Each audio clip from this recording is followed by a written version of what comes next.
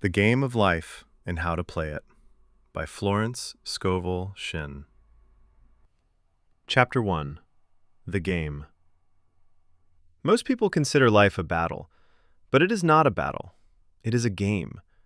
It is a game, however, which cannot be played successfully without the knowledge of spiritual law, and the Old and the New Testaments give the rules of the game with wonderful clearness. Jesus Christ taught that it was a great game of giving and receiving. Whatsoever a man soweth, that shall he also reap. This means that whatever man sends out, in word or deed, will return to him. What he gives, he will receive. If he gives hate, he will receive hate. If he gives love, he will receive love. If he gives criticism, he will receive criticism. If he lies, he will be lied to. If he cheats, he will be cheated. We are taught also that the imaging faculty plays a leading part in the game of life. Keep thy heart, or imagination, with all diligence, for out of it are the issues of life. This means that what man images, sooner or later externalizes in his affairs. I know of a man who feared a certain disease. It was a very rare disease and difficult to get, but he pictured it continually and read about it until it manifested in his body. And he died, the victim of distorted imagination. So we see, to play successfully the game of life, we must train the imaging faculty. A person with an imaging faculty trained to image only good brings into his life every righteous desire of his heart: health, wealth, love, friends, perfect self-expression, and his highest ideals. The imagination has been called the scissors of the mind, and it is ever cutting, day by day, the pictures man sees there. And sooner or later, he meets his own creations in his outer world.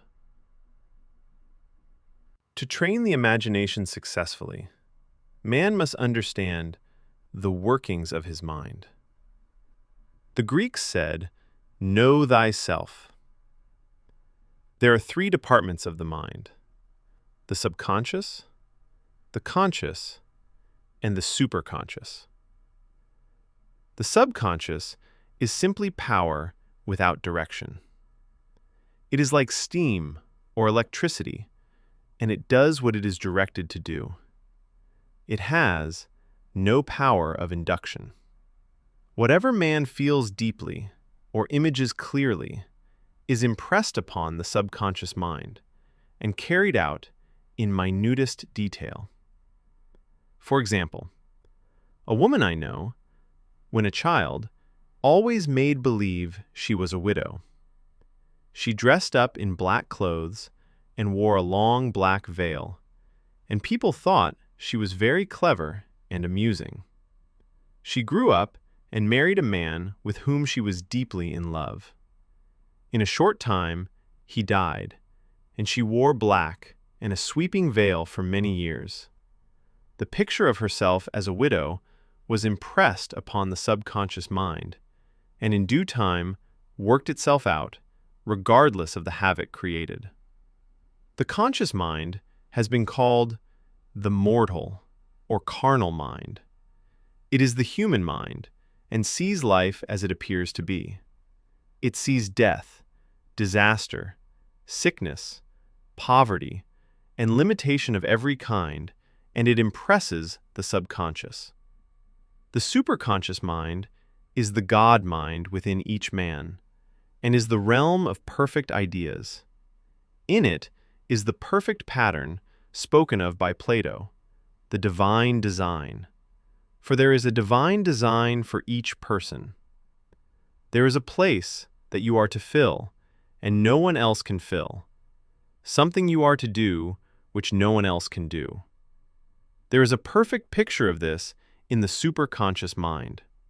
It usually flashes across the conscious as an unattainable ideal, something too good to be true. In reality, it is man's true destiny flashed to him from the infinite intelligence which is within himself. Many people, however, are in ignorance of their true destinies and are striving for things and situations which do not belong to them, and would only bring failure and dissatisfaction if attained.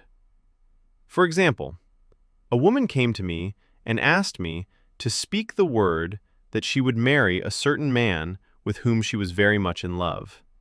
She called him A.B.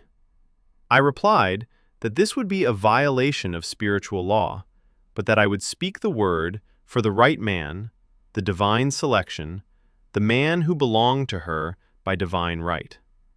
I added, if A.B. is the right man, you can't lose him, and if he isn't, you will receive his equivalent. She saw A.B. frequently, but no headway was made in their friendship.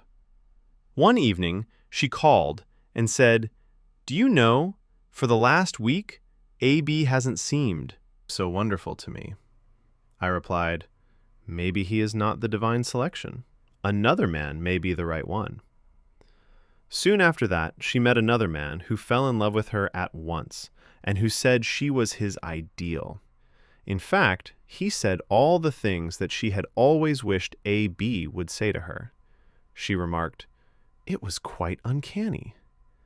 She soon returned his love and lost all interest in A.B. This shows the law of substitution. A right idea was substituted for a wrong one.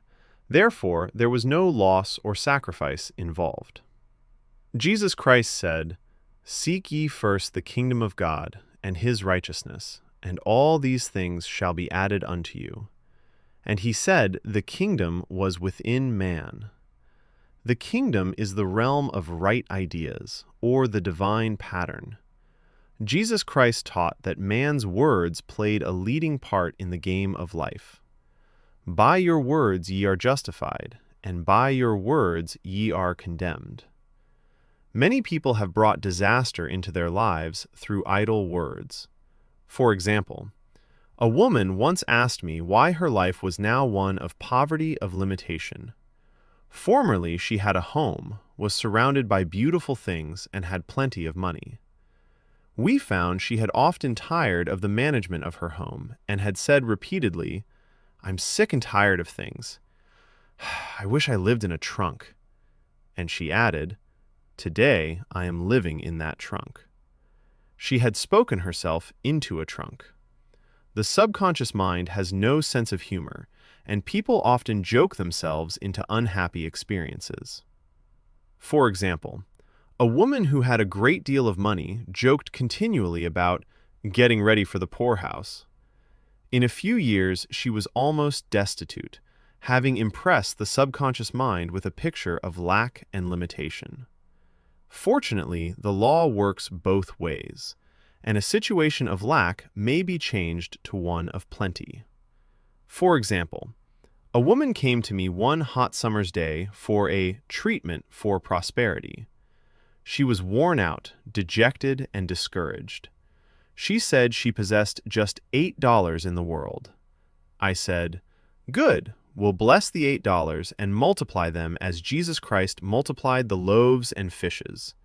For he taught that every man had the power to bless and to multiply, to heal and to prosper." She said, "What shall I do next?" I replied, "Follow intuition. Have you a hunch to do anything or to go anywhere?"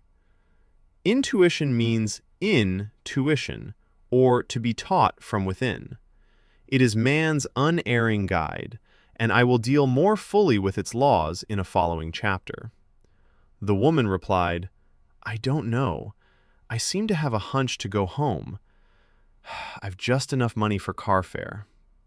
Her home was in a distant city and was one of lack and limitation, and the reasoning mind, or intellect, would have said, "Stay in New York and get work and make some money." I replied, "Then go home. Never violate a hunch." I spoke the following words for her.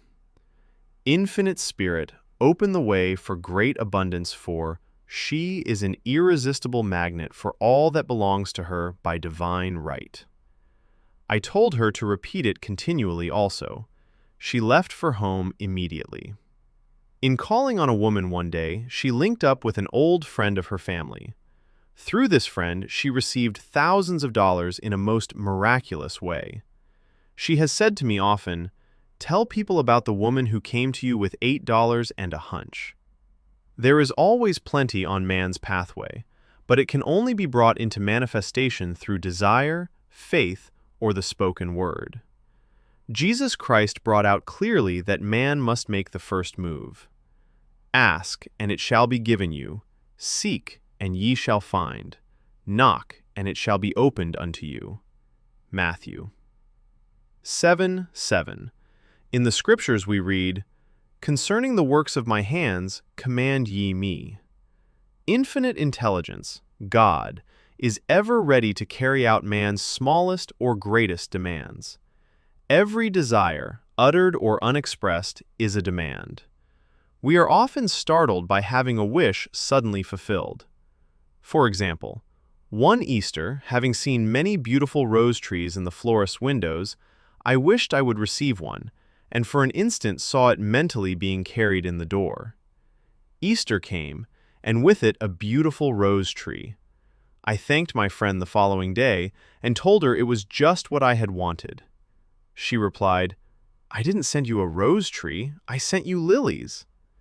The man had mixed the order and sent me a rose tree simply because I had started the law in action, and I had to have a rose tree. Nothing stands between man and his highest ideals and every desire of his heart, but doubt and fear. When man can wish without worrying, every desire will be instantly fulfilled.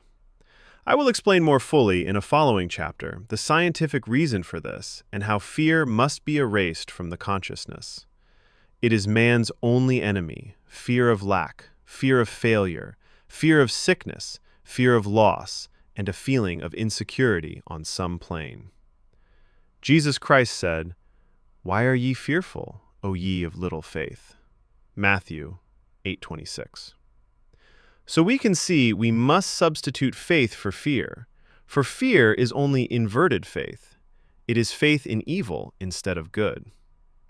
The object of the game of life is to see clearly one's good and to obliterate all mental pictures of evil.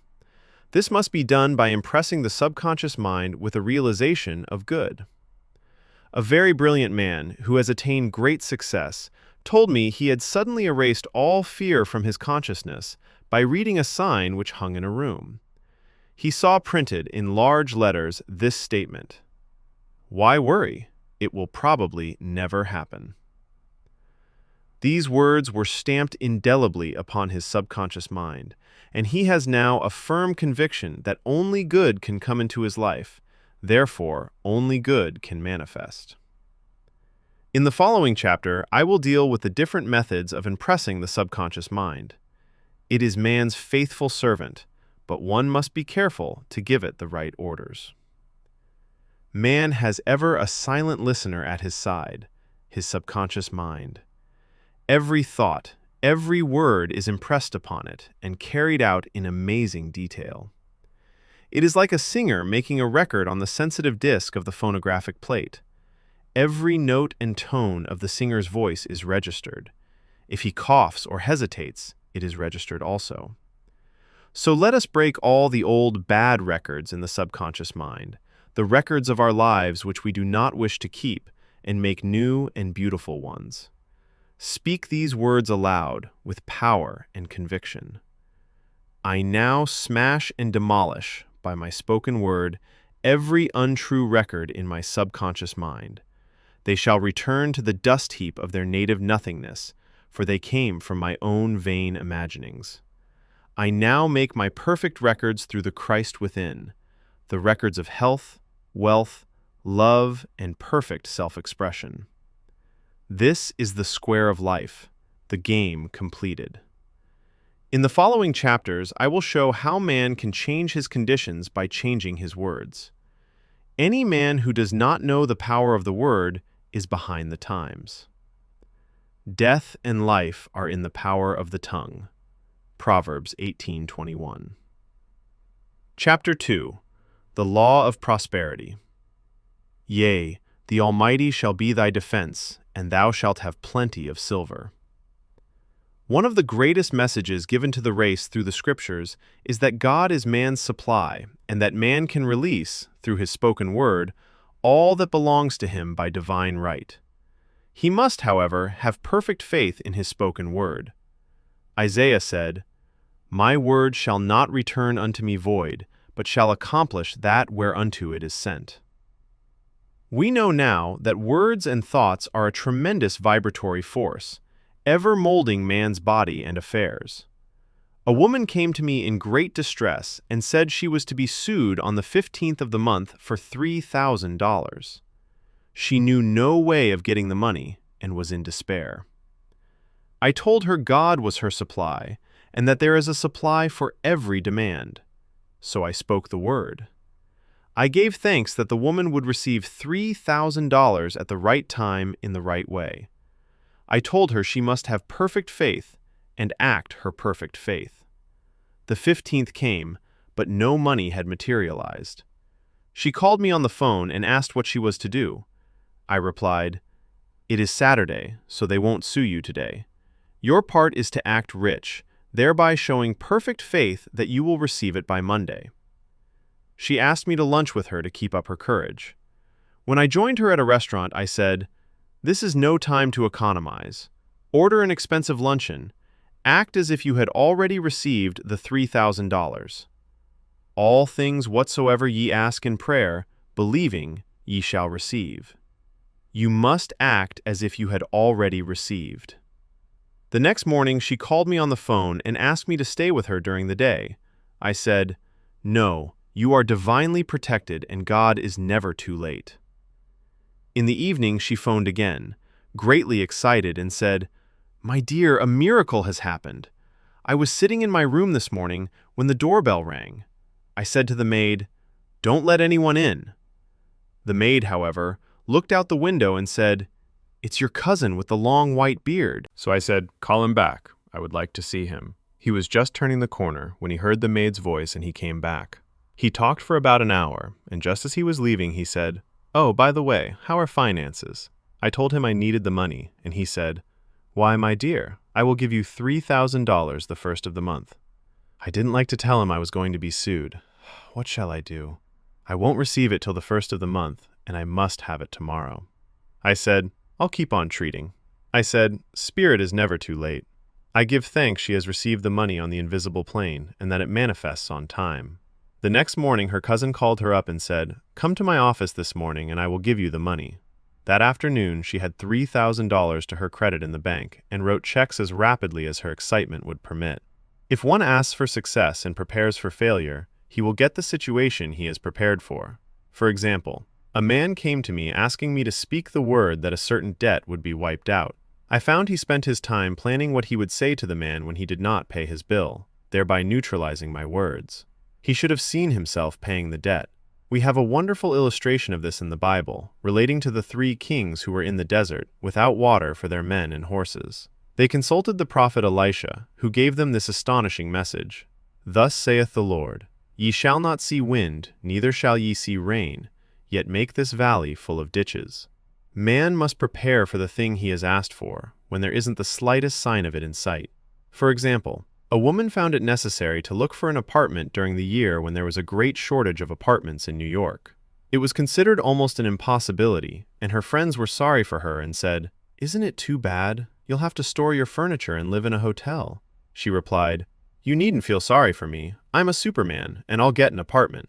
She spoke the words, "Infinite Spirit, open the way for the right apartment." She knew there was a supply for every demand, and that she was unconditioned, working on the spiritual plane, and that one with God is a majority.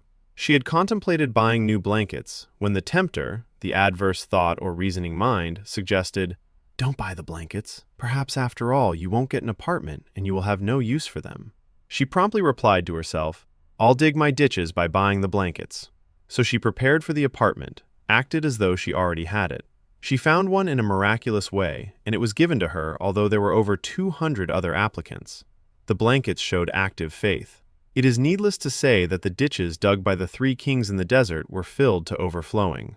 Getting into the spiritual swing of things is no easy matter for the average person. The adverse thoughts of doubt and fear surge from the subconscious. They are the army of the aliens which must be put to flight. This explains why it is so often darkest before the dawn. A big demonstration is usually preceded by tormenting thoughts. Having made a statement of high spiritual truth, one challenges the old beliefs in the subconscious, and error is exposed to be put out. This is the time when one must make his affirmations of truth repeatedly, and rejoice and give thanks that he has already received. Before ye call, I shall answer. This means that every good and perfect gift is already man's awaiting his recognition.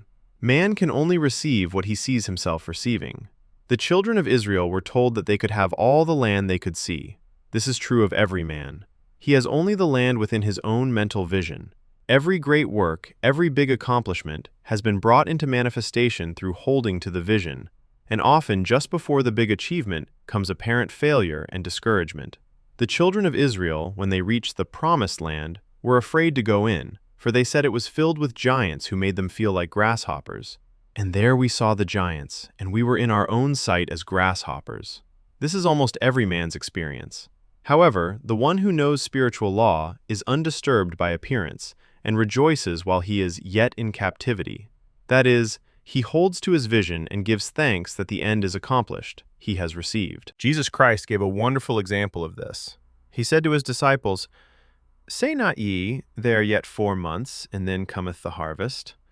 Behold, I say unto you, lift up your eyes and look on the fields, for they are ripe already to harvest." His clear vision pierced the world of matter, and he saw clearly the fourth-dimensional world, things as they really are, perfect and complete in divine mind. So man must ever hold the vision of his journey's end and demand the manifestation of that which he has already received. It may be his perfect health, love, supply, self-expression, home, or friends. They are all finished and perfect ideas registered in divine mind, man's own superconscious mind, and must come through him, not to him. For example, a man came to me asking for treatments for success. It was imperative that he raise, within a certain time, $50,000 for his business. The time limit was almost up when he came to me in despair. No one wanted to invest in his enterprise, and the bank had flatly refused a loan. I replied, "I suppose you lost your temper while at the bank, therefore your power. You can control any situation if you first control yourself. Go back to the bank," I added, "and I will treat." My treatment was, "You are identified in love with the spirit of everyone connected with the bank. Let the divine idea come out of this situation." He replied, "Woman, you are talking about an impossibility. Tomorrow is Saturday, the bank closes at 12, and my train won't get me there until 10, and the time limit is up tomorrow, and anyway, they won't do it. It's too late." I replied, "God doesn't need any time and is never too late. With him, all things are possible." I added, "I don't know anything about business, but I know all about God." He replied, "It all sounds fine when I sit here listening to you, but when I go out, it's terrible." He lived in a distant city, and I did not hear from him for a week. Then came a letter. It read, "You were right. I raised the money and will never again doubt the truth of all that you told me." I saw him a few weeks later, and I said, "What happened? You evidently had plenty of time after all." He replied, "My train was late, and I got there just 15 minutes to 12. I walked into the bank quietly and said, 'I have come for the loan,' and they gave it to me without a question. It was the last 15 minutes of the time allotted to him, and Infinite Spirit was not too late." In this instance, the man could never have demonstrated alone. He needed someone to help him hold to the vision. This is what one man can do for another. Jesus Christ knew the truth of this when he said, "If 2 of you shall agree on earth as touching anything that they shall ask, it shall be done for them of my Father which is in heaven." One gets too close to his own affairs and becomes doubtful and fearful. The friend or healer sees clearly the success, health, or prosperity and never wavers because he is not close to the situation. It is much easier to demonstrate for someone else than for oneself, so a person should not hesitate to ask for help if he feels himself wavering. A keen observer of life once said, "No man can fail if some one person sees him successful." Such is the power of the vision, and many a great man has owed his success to a wife or sister or a friend who believed in him and held without wavering to the perfect pattern. Chapter 3.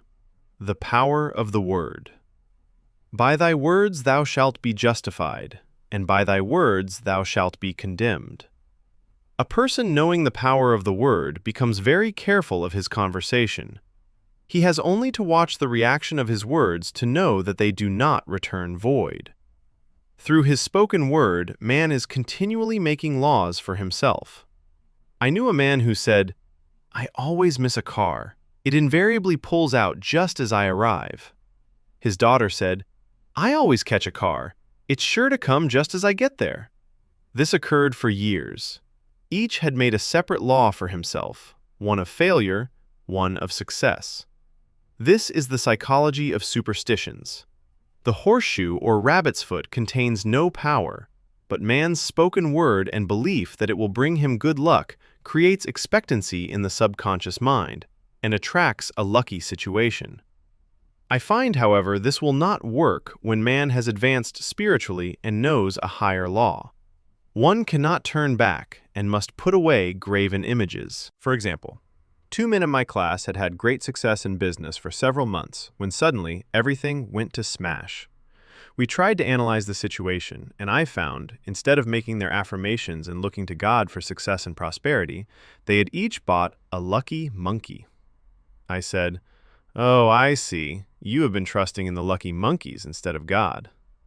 Put away the lucky monkeys and call on the law of forgiveness, for man has power to forgive or neutralize his mistakes." They decided to throw the lucky monkeys down a coal hole, and all went well again.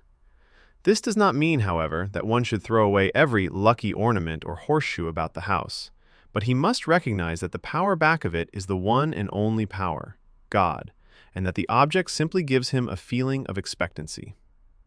I was with a friend one day who was in deep despair. In crossing the street, she picked up a horseshoe. Immediately, she was filled with joy and hope. She said God had sent her the horseshoe in order to keep up her courage. It was indeed, at that moment, about the only thing that could have registered in her consciousness. Her hope became faith, and she ultimately made a wonderful demonstration. I wish to make the point clear that the men previously mentioned were depending on the monkeys alone, while this woman recognized the power back of the horseshoe. I know, in my own case, it took a long while to get out of a belief that a certain thing brought disappointment. If the thing happened, disappointment invariably followed. I found the only way I could make a change in the subconscious was by asserting, there are not two powers, there is only one power, God. Therefore, there are no disappointments, and this thing means a happy surprise. I noticed a change at once, and happy surprises commenced coming my way. I have a friend who said nothing could induce her to walk under a ladder. I said, "If you are afraid, you are giving in to a belief in two powers, good and evil, instead of one. As God is absolute, there can be no opposing power, unless man makes the false law of evil for himself. To show you believe in only one power, God, and that there is no power or reality in evil, walk under the next ladder you see." Soon after, she went to her bank.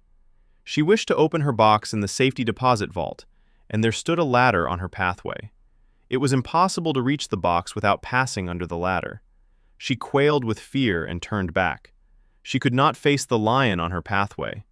However, when she reached the street, my words rang in her ears, and she decided to return and walk under it.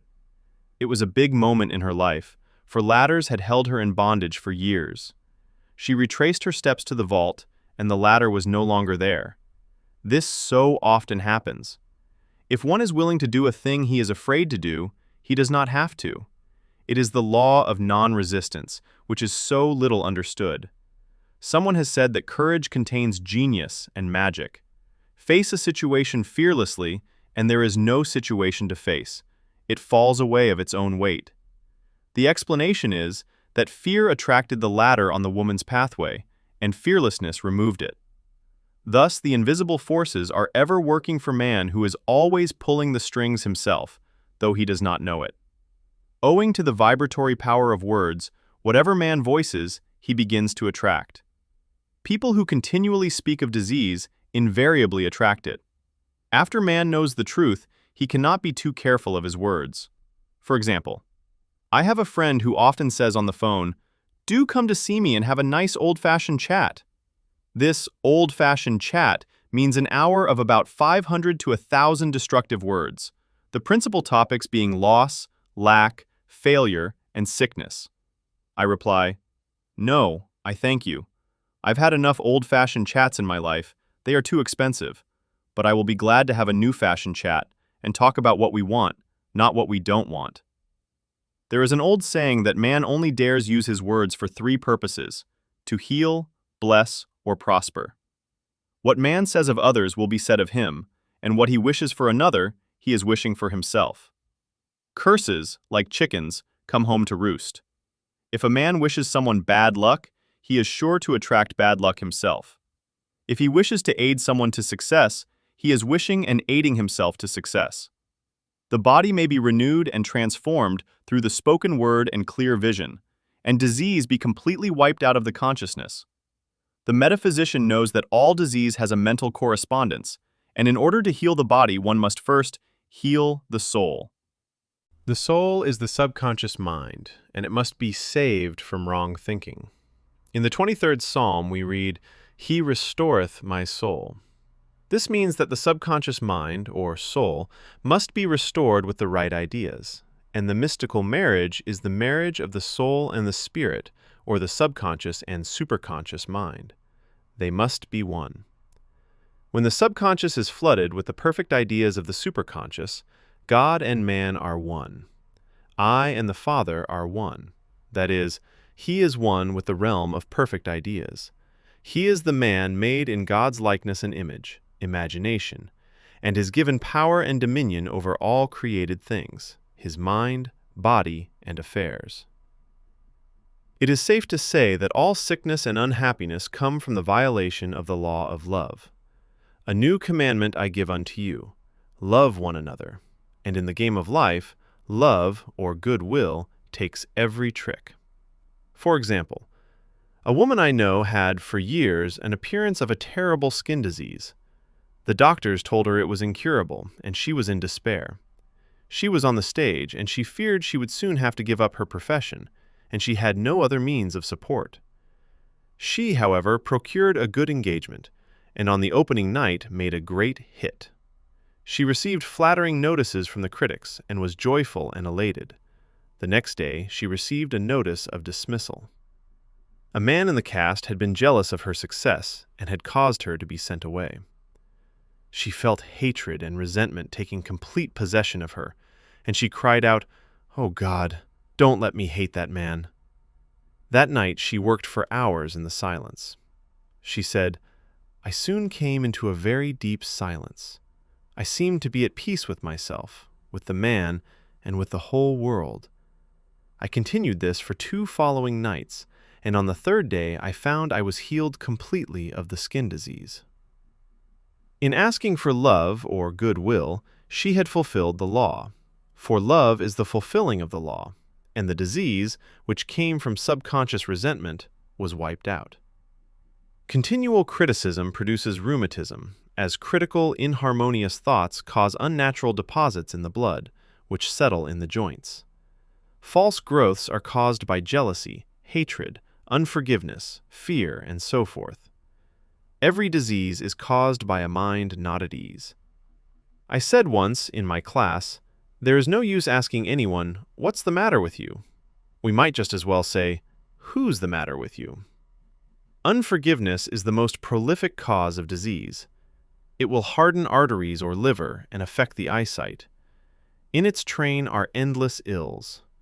For example, I called on a woman one day who said she was ill from having eaten a poisoned oyster. I replied, "Oh no, the oyster was harmless. You poisoned the oyster. Who's the matter with you?" She answered, "Oh, about 19 people." She had quarreled with 19 people and had become so inharmonious that she attracted the wrong oyster. Any inharmony on the external indicates there is mental inharmony. As the within, so the without. Man's only enemies are within himself, and a man's foes shall be they of his own household. Personality is one of the last enemies to be overcome, as this planet is taking its initiation in love. It was Christ's message, peace on earth, goodwill towards man.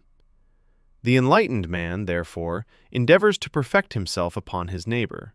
His work is with himself, to send out goodwill and blessings to every man. And the marvelous thing is that if one blesses a man, he has no power to harm him. For example, a man came to me asking to treat for success in business. He was selling machinery, and a rival appeared on the scene with what he proclaimed was a better machine, and my friend feared defeat. I said, "First of all, we must wipe out all fear, and know that God protects your interests, and that the divine idea must come out of the situation. That is, the right machine will be sold by the right man to the right man." And I added, "Don't hold one critical thought toward that man. Bless him all day, and be willing not to sell your machine if it isn't the divine idea." So he went to the meeting, fearless and non-resistant, and blessing the other man. He said the outcome was very remarkable. The other man's machine refused to work, and he sold his without the slightest difficulty. "But I say unto you, love your enemies, bless them that curse you, do good to them that hate you, and pray for them which despitefully use you and persecute you." Goodwill produces a great aura of protection about the one who sends it, and no weapon that is formed against him shall prosper. In other words, love and goodwill destroy the enemies within oneself. Therefore, one has no enemies on the external. There is peace on earth for him who sends goodwill to man. Chapter 4. The Law of Non-Resistance. Resist not evil. Be not overcome of evil, but overcome evil with good. Nothing on earth can resist an absolutely non-resistant person. The Chinese say that water is the most powerful element because it is perfectly non-resistant. It can wear away a rock and sweep all before it. Jesus Christ said, "Resist not evil," for he knew in reality there is no evil, therefore nothing to resist. Evil has come of man's vain imagination, or a belief in two powers, good and evil. There is an old legend that Adam and Eve ate of Maya, the tree of illusion, and saw two powers instead of one power, God. Therefore, evil is a false law man has made for himself through psychoma or soul sleep. Soul sleep means that man's soul has been hypnotized by the race belief of sin, sickness, and death, which is carnal or mortal thought, and his affairs have outpictured his illusions. We have read in a preceding chapter that man's soul is his subconscious mind, and whatever he feels deeply, good or bad, is outpictured by that faithful servant. His body and affairs show forth what he has been picturing. The sick man has pictured sickness, the poor man poverty, the rich man wealth. People often say, "Why does a little child attract illness when it is too young even to know what it means?" I answer that children are sensitive and receptive to the thoughts of others about them, and often outpicture the fears of their parents. I heard a metaphysician once say, "If you do not run your subconscious mind yourself, someone else will run it for you." Mothers often, unconsciously, attract illness and disaster to their children by continually holding them in thoughts of fear and watching for symptoms. For example, a friend asked a woman if her little girl had had the measles. She replied promptly, "Not yet." This implied that she was expecting the illness and therefore preparing the way for what she did not want for herself or her child. However, the man who is centered and established in right thinking, the man who sends out only goodwill to his fellow man and who is without fear, cannot be touched or influenced by the negative thoughts of others. In fact, he could then receive only good thoughts, as he himself sends forth only good thoughts. Resistance is hell, for it places man in a state of torment. A metaphysician once gave me a wonderful recipe for taking every trick in the game of life. It is the acme of non-resistance. He gave it in this way. At one time in my life, I baptized children, and of course they had many names. Now I no longer baptize children, but I baptize events, and I give every event the same name. If I have a failure, I baptize it success, in the name of the Father, and of the Son, and of the Holy Ghost. In this we see the great law of transmutation, founded on non-resistance. Through his spoken word, every failure was transmuted into success. For example, a woman who required money and who knew the spiritual law of opulence was thrown in a business way continually with a man who made her feel very poor.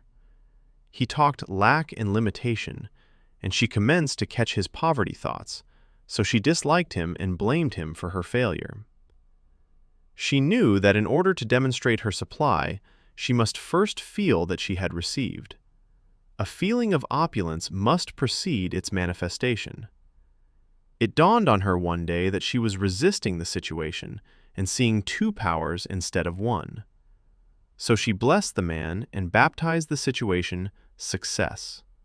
She affirmed, "As there is only one power, God, this man is here for my good and my prosperity," just what he did not seem to be there for. Soon after that, she met, through this man, a woman who gave her, for a service rendered, several $1,000s, and the man moved to a distant city and faded harmoniously from her life.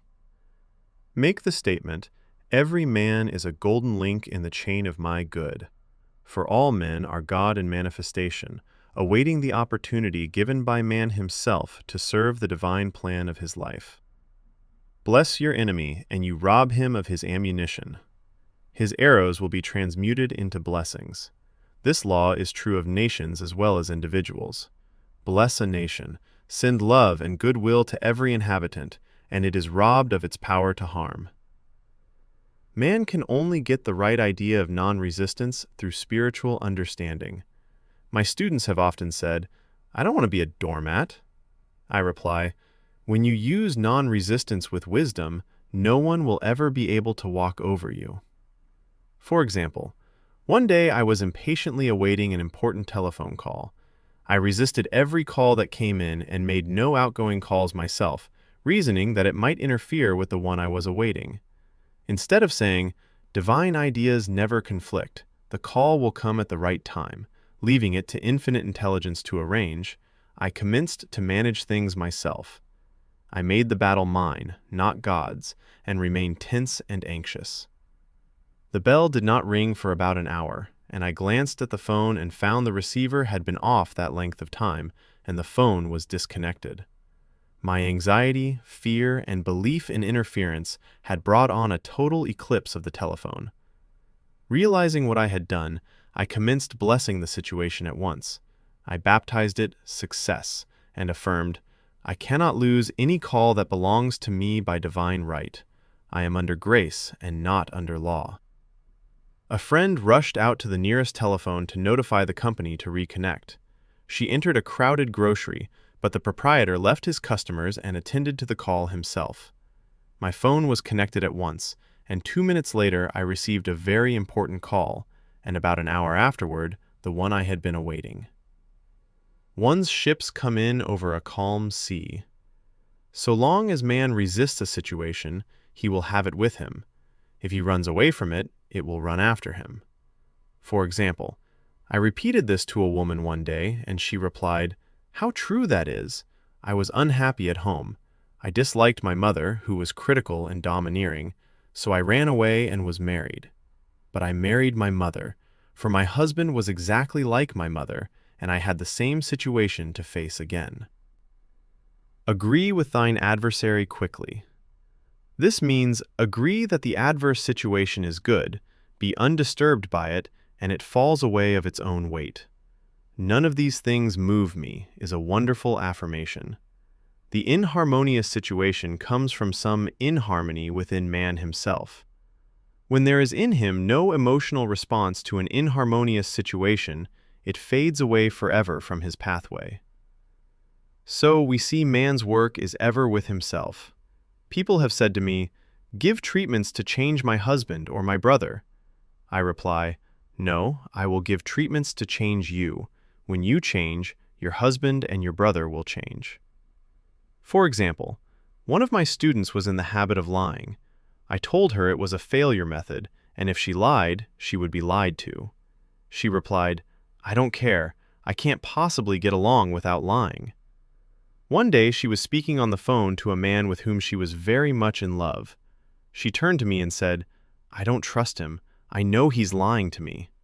I replied, "Well, you lie yourself, so someone has to lie to you, and you may be sure it will be just the person you want the truth from." Sometime after that I saw her, and she said, "I'm cured of lying." I questioned, "What cured you?" She replied, "I have been living with a woman who lied worse than I did." One is often cured of his faults by seeing them in others. Life is a mirror, and we find only ourselves reflected in our associates. Living in the past is a failure method and a violation of spiritual law. Jesus Christ said, "Behold, now is the accepted time. Now is the day of salvation." Lot's wife looked back and was turned into a pillar of salt.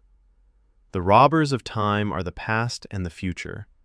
Man should bless the past and forget it if it keeps him in bondage, and bless the future, knowing it has in store for him endless joys, but live fully in the now. For example, a woman came to me complaining that she had no money with which to buy Christmas gifts. She said, "Last year was so different. I had plenty of money and gave lovely presents, and this year I have scarcely a cent." I replied, "You will never demonstrate money while you are pathetic and live in the past. Live fully in the now and get ready to give Christmas presents. Dig your ditches and the money will come." She exclaimed, "I know what to do. I will buy some tinsel twine, Christmas seals, and wrapping paper." I replied, "Do that, and the presents will come and stick themselves to the Christmas seals."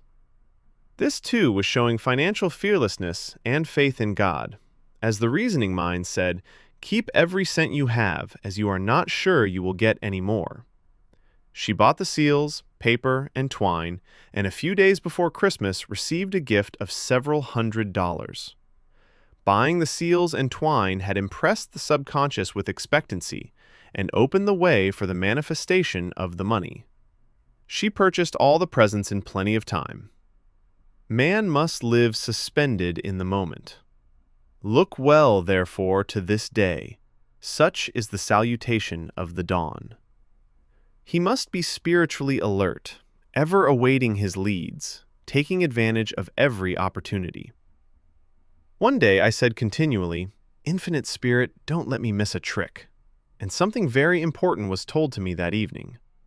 It is most necessary to begin the day with right words. Make an affirmation immediately upon waking. For example, "Thy will be done this day." Today is a day of completion. I give thanks for this perfect day. Miracle shall follow miracle, and wonders shall never cease.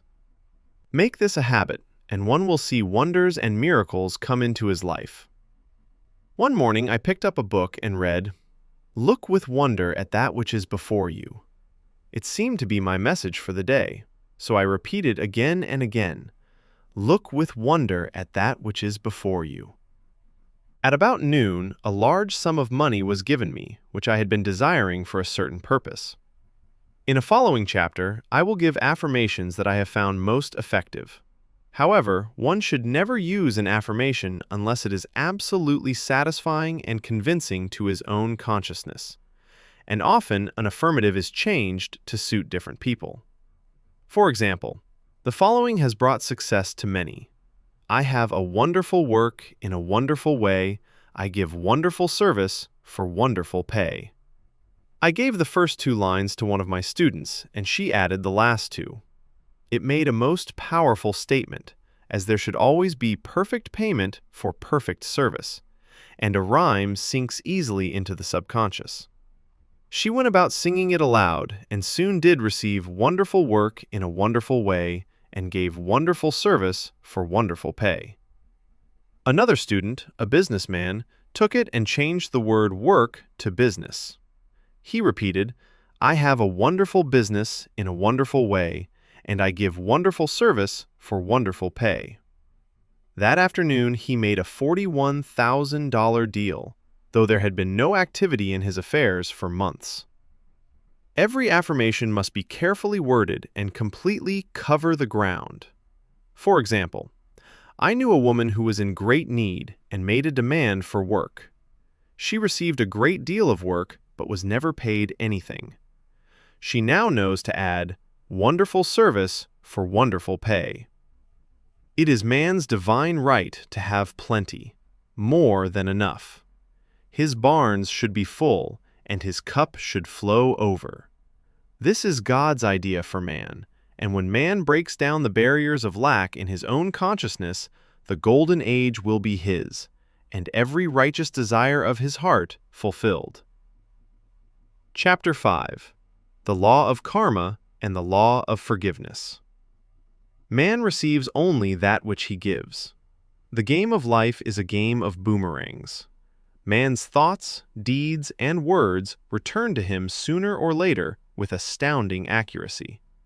This is the law of karma, which is Sanskrit for comeback. Whatsoever a man soweth, that shall he also reap. For example, a friend told me this story of herself, illustrating the law. She said, "I make all my karma on my aunt. Whatever I say to her, someone says to me. I am often irritable at home, and one day said to my aunt, who was talking to me during dinner, 'No more talk, I wish to eat in peace.' The following day I was lunching with a woman with whom I wished to make a great impression. I was talking animatedly when she said, 'No more talk, I wish to eat in peace.' My friend is high in consciousness, so her karma returns much more quickly than to one on the mental plane. The more man knows, the more he is responsible for. And a person with a knowledge of spiritual law, which he does not practice, suffers greatly in consequence. The fear of the Lord, law, is the beginning of wisdom. If we read the word Lord, law, it will make many passages in the Bible much clearer. "Vengeance is mine, I will repay, saith the Lord." Law. It is the law which takes vengeance, not God. God sees man perfect, created in his own image, imagination, and given power and dominion. This is the perfect idea of man, registered in divine mind, awaiting man's recognition. For man can only be what he sees himself to be, and only attain what he sees himself attaining. "Nothing ever happens without an onlooker," is an ancient saying. Man sees first his failure or success, his joy or sorrow, before it swings into visibility from the scenes set in his own imagination. We have observed this in the mother picturing disease for her child, or a woman seeing success for her husband. Jesus Christ said, "And ye shall know the truth, and the truth shall make you free." So we see freedom from all unhappy conditions comes through knowledge, a knowledge of spiritual law. Obedience precedes authority, and the law obeys man when he obeys the law. The law of electricity must be obeyed before it becomes man's servant. When handled ignorantly, it becomes man's deadly foe. So with the laws of mind. For example, a woman with a strong personal will wished she owned a house which belonged to an acquaintance, and she often made mental pictures of herself living in the house. In the course of time, the man died and she moved into the house. Several years afterward, coming into the knowledge of spiritual law, she said to me, "Do you think I had anything to do with that man's death?" I replied, "Yes, your desire was so strong, everything made way for it, but you paid your karmic debt. Your husband, whom you loved devotedly, died soon after, and the house was a white elephant on your hands for years. The original owner, however, could not have been affected by her thoughts had he been positive in the truth, nor her husband, but they were both under karmic law.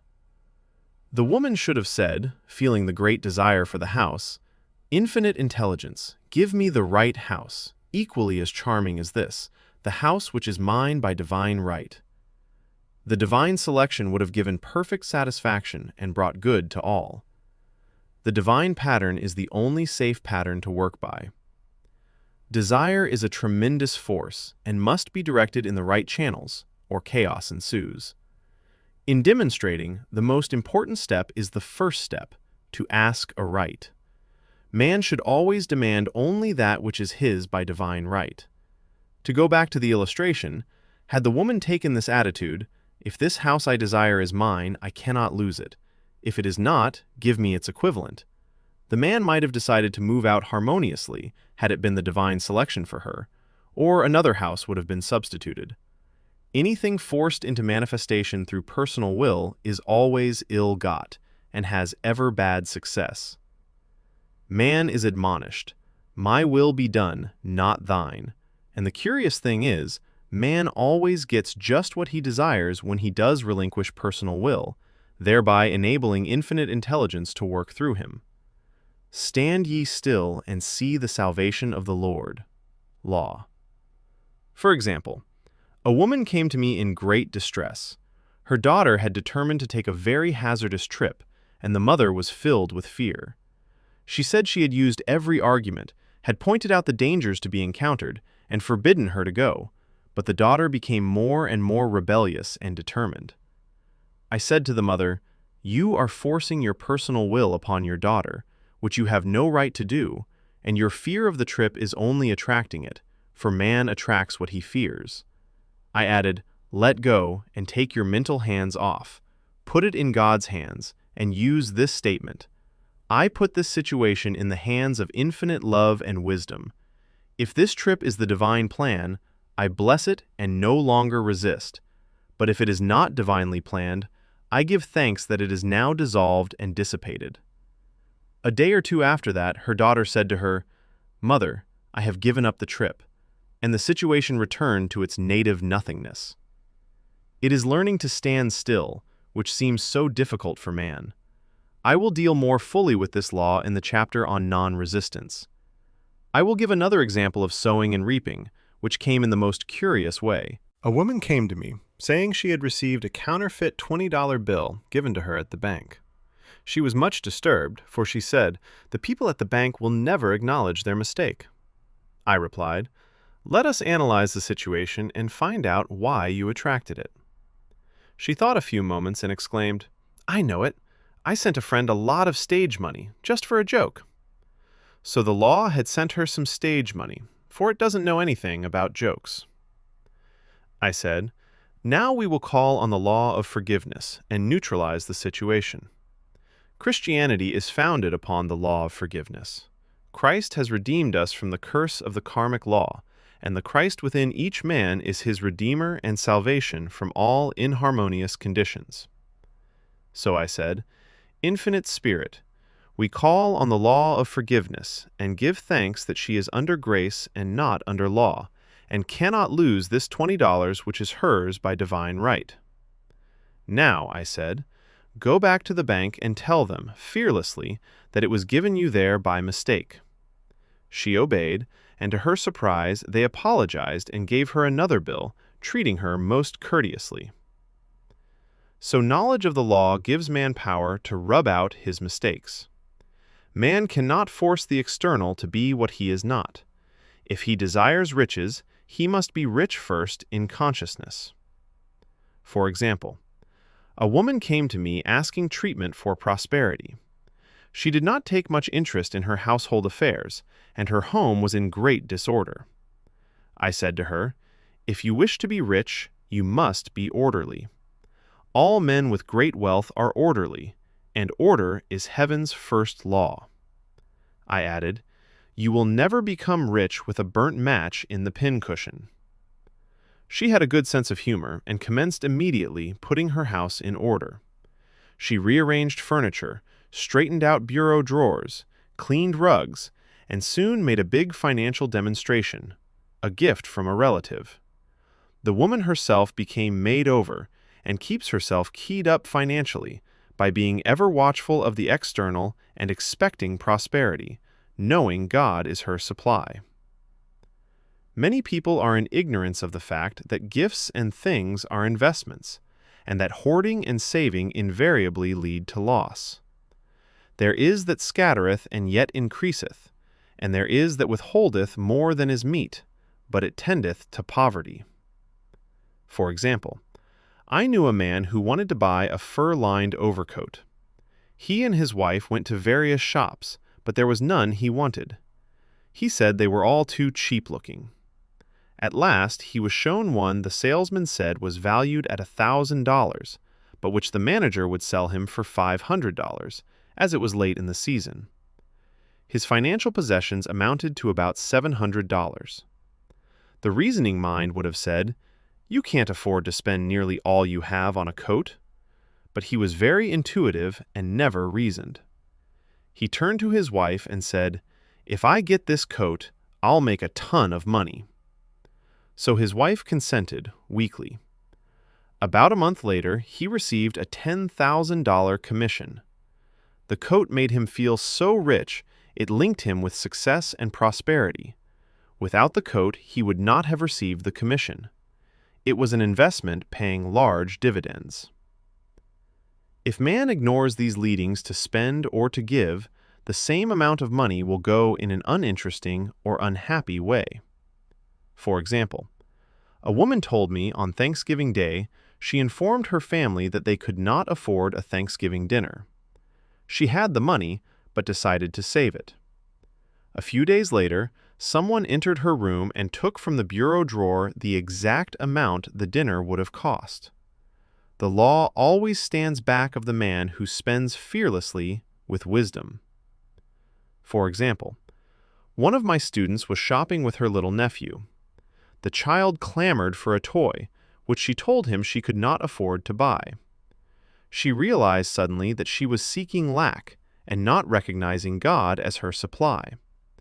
So she bought the toy, and on her way home picked up in the street the exact amount of money she had paid for it. Man's supply is inexhaustible and unfailing when fully trusted, but faith or trust must precede the demonstration.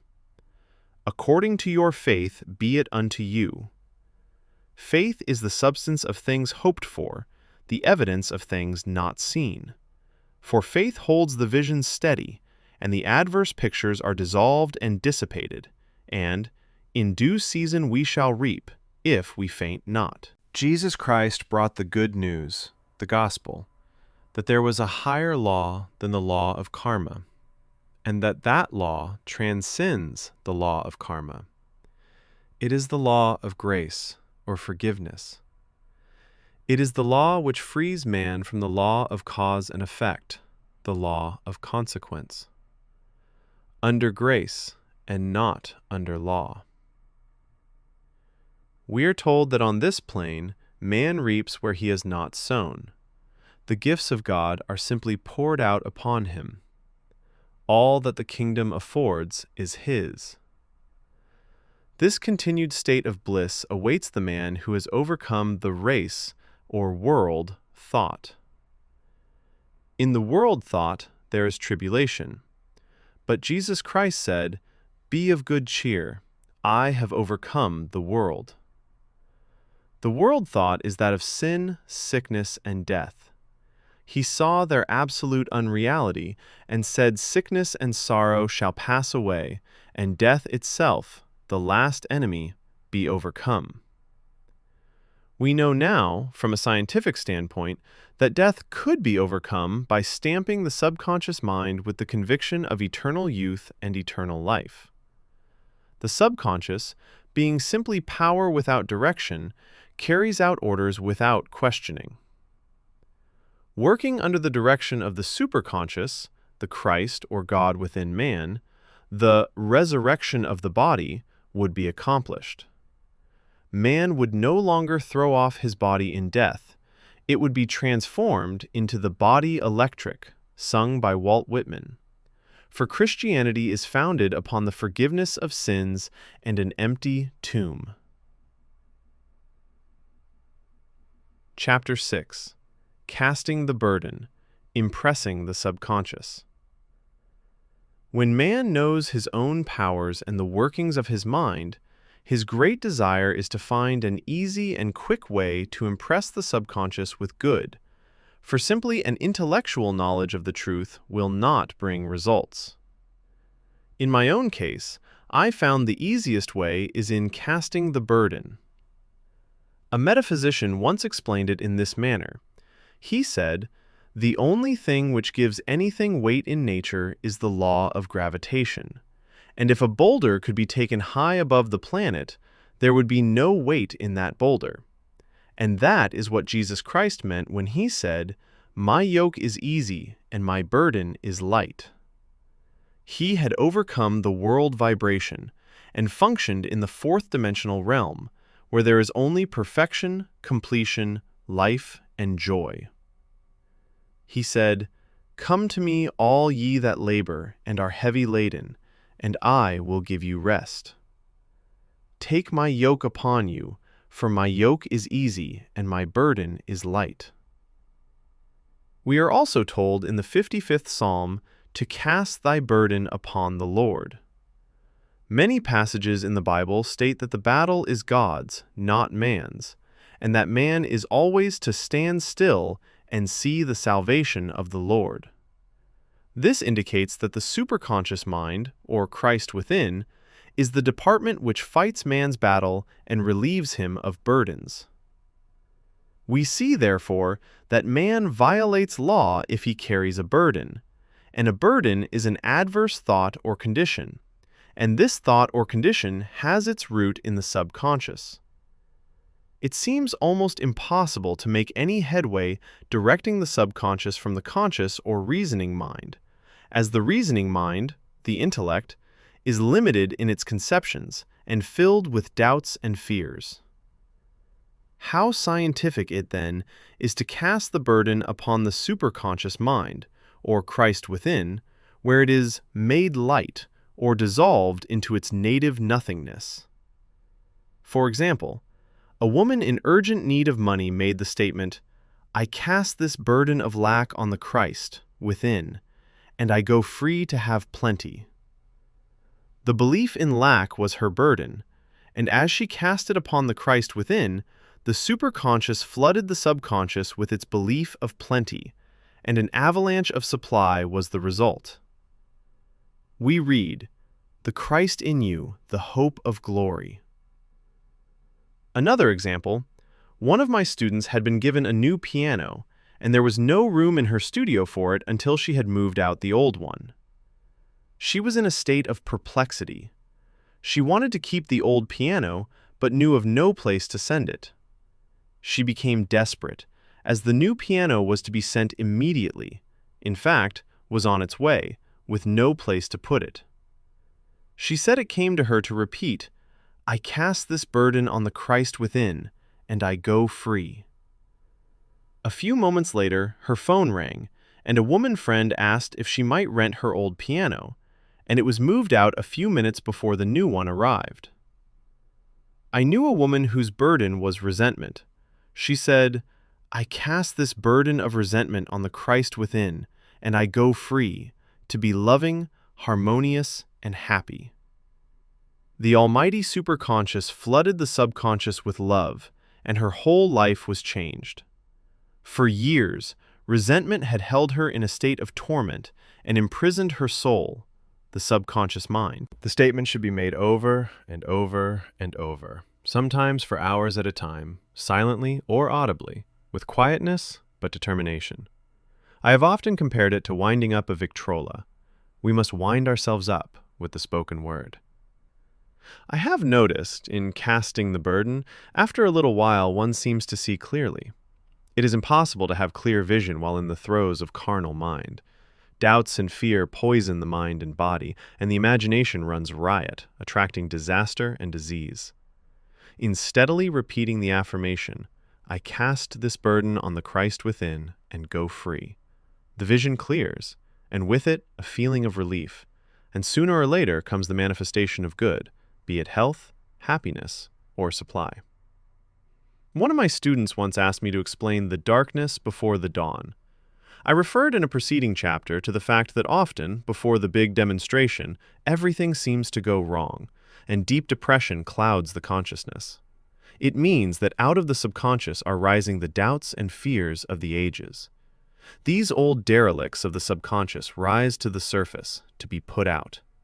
It is then that man should clap his cymbals like Jehoshaphat and give thanks that he is saved, even though he seems surrounded by the enemy, the situation of lack or disease. The student continued, "How long must one remain in the dark?" And I replied, "Until one can see in the dark." And casting the burden enables one to see in the dark. In order to impress the subconscious, active faith is always essential. Faith without works is dead. In these chapters, I have endeavored to bring out this point. Jesus Christ showed active faith when he commanded the multitude to sit down on the ground before he gave thanks for the loaves and the fishes. I will give another example showing how necessary this step is. In fact, active faith is the bridge over which man passes to his promised land. Through misunderstanding, a woman had been separated from her husband, whom she loved deeply. He refused all offers of reconciliation and would not communicate with her in any way. Coming into the knowledge of spiritual law, she denied the appearance of separation. She made this statement, "There is no separation in divine mind. Therefore, I cannot be separated from the love and companionship which are mine by divine right." She showed active faith by arranging a place for him at the table every day, thereby impressing the subconscious with a picture of his return. Over a year passed, but she never wavered, and one day he walked in. The subconscious is often impressed through music. Music has a fourth-dimensional quality and releases the soul from imprisonment. It makes wonderful things seem possible and easy of accomplishment. I have a friend who uses her Victrola daily for this purpose. It puts her in perfect harmony and releases the imagination. Another woman often dances while making her affirmations. The rhythm and harmony of music and motion carry her words forth with tremendous power. The student must remember also not to despise the day of small things. Invariably, before a demonstration come signs of land. Before Columbus reached America, he saw birds and twigs which showed him land was near. So it is with a demonstration, but often the student mistakes it for the demonstration itself and is disappointed. For example, a woman had spoken the word for a set of dishes. Not long afterwards, a friend gave her a dish which was old and cracked. She came to me and said, "Well, I asked for a set of dishes, and all I got was a cracked plate."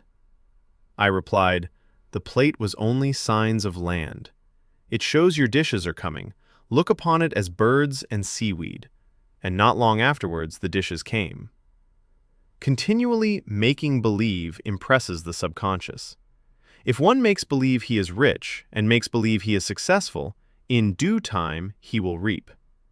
Children are always making believe, and "except ye be converted and become as little children, ye shall not enter the kingdom of heaven."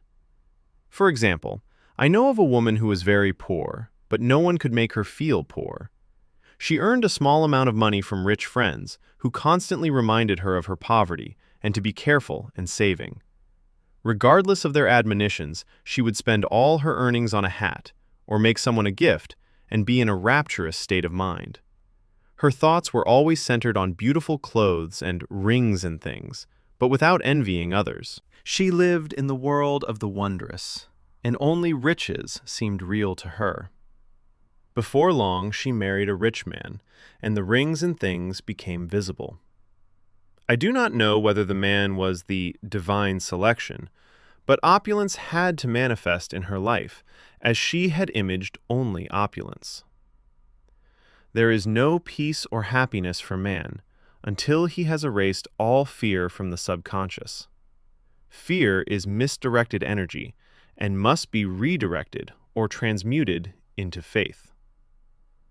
Jesus Christ said, "Why are ye fearful, O ye of little faith?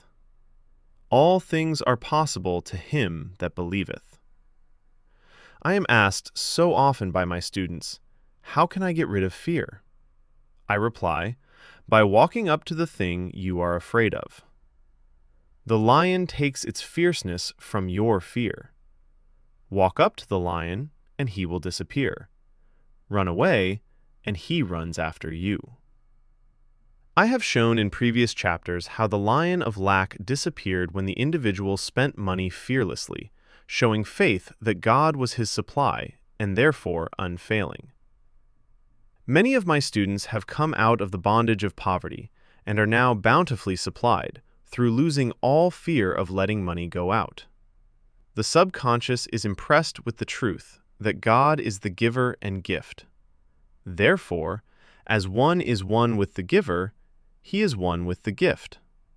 A splendid statement is, I now thank God the giver for God the gift.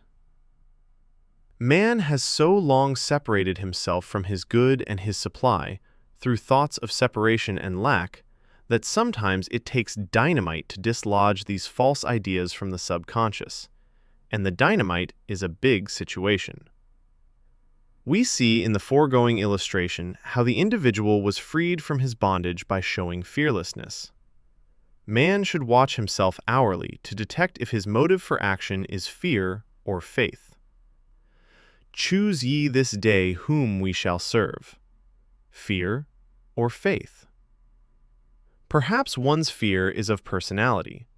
Then do not avoid the people feared. Be willing to meet them cheerfully, and they will either prove golden links in the chain of one's good or disappear harmoniously from one's pathway. Perhaps one's fear is of disease or germs. Then one should be fearless and undisturbed in a germ-laden situation, and he would be immune. One can only contract germs while vibrating at the same rate as the germ, and fear drags men down to the level of the germ. Of course, the disease-laden germ is the product of carnal mind, as all thought must objectify. Germs do not exist in the superconscious or divine mind, therefore are the product of man's vain imagination. In the twinkling of an eye, man's release will come when he realizes there is no power in evil. The material world will fade away, and the fourth-dimensional world, the world of the wondrous, will swing into manifestation. And I saw a new heaven and a new earth, and there shall be no more death, neither sorrow nor crying, neither shall there be any more pain, for the former things are passed away. Chapter 7. Love. Every man on this planet is taking his initiation in love. A new commandment I give unto you, that ye love one another. Uspensky states in Tertium Organum that love is a cosmic phenomenon and opens to man the fourth-dimensional world, the world of the wondrous. Real love is selfless and free from fear. It pours itself out upon the object of its affection, without demanding any return. Its joy is in the joy of giving. Love is God in manifestation, and the strongest magnetic force in the universe. Pure, unselfish love draws to itself its own. It does not need to seek or demand. Scarcely anyone has the faintest conception of real love. Man is selfish, tyrannical, or fearful in his affections, thereby losing the thing he loves. Jealousy is the worst enemy of love, for the imagination runs riot, seeing the loved one attracted to another, and invariably these fears objectify if they are not neutralized. For example, a woman came to me in deep distress. The man she loved had left her for other women, and said he never intended to marry her. She was torn with jealousy and resentment, and said she hoped he would suffer as he had made her suffer, and added, "How could he leave me when I loved him so much?" I replied, "You are not loving that man, you are hating him," and added, "You can never receive what you have never given. Give a perfect love, and you will receive a perfect love. Perfect yourself on this man. Give him a perfect, unselfish love, demanding nothing in return. Do not criticize or condemn, and bless him wherever he is." She replied, "No, I won't bless him unless I know where he is," she said. "Well," I said, "that is not real love. When you send out real love will return to you, either from this man or his equivalent. For if this man is not the divine selection, you will not want him. As you are one with God, you are one with the love which belongs to you by divine right." Several months passed, and matters remained about the same, but she was working conscientiously with herself. I said, "When you are no longer disturbed by his cruelty, he will cease to be cruel, as you are attracting it through your own emotions." Then I told her of a brotherhood in India who never said good morning to each other. They used these words: "I salute the divinity in you." They saluted the divinity in every man and in the wild animals in the jungle, and they were never harmed, for they saw only God in every living thing. I said, "Salute the divinity in this man, and say, 'I see your divine self only.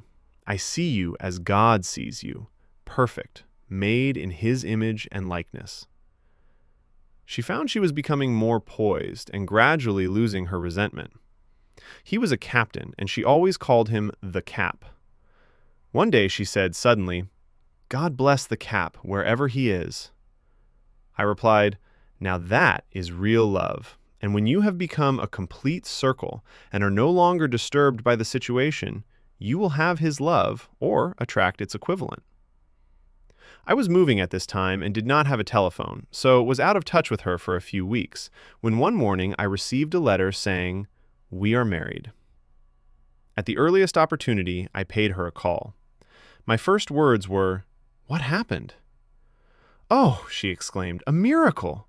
One day I woke up and all suffering had ceased. I saw him that evening and he asked me to marry him.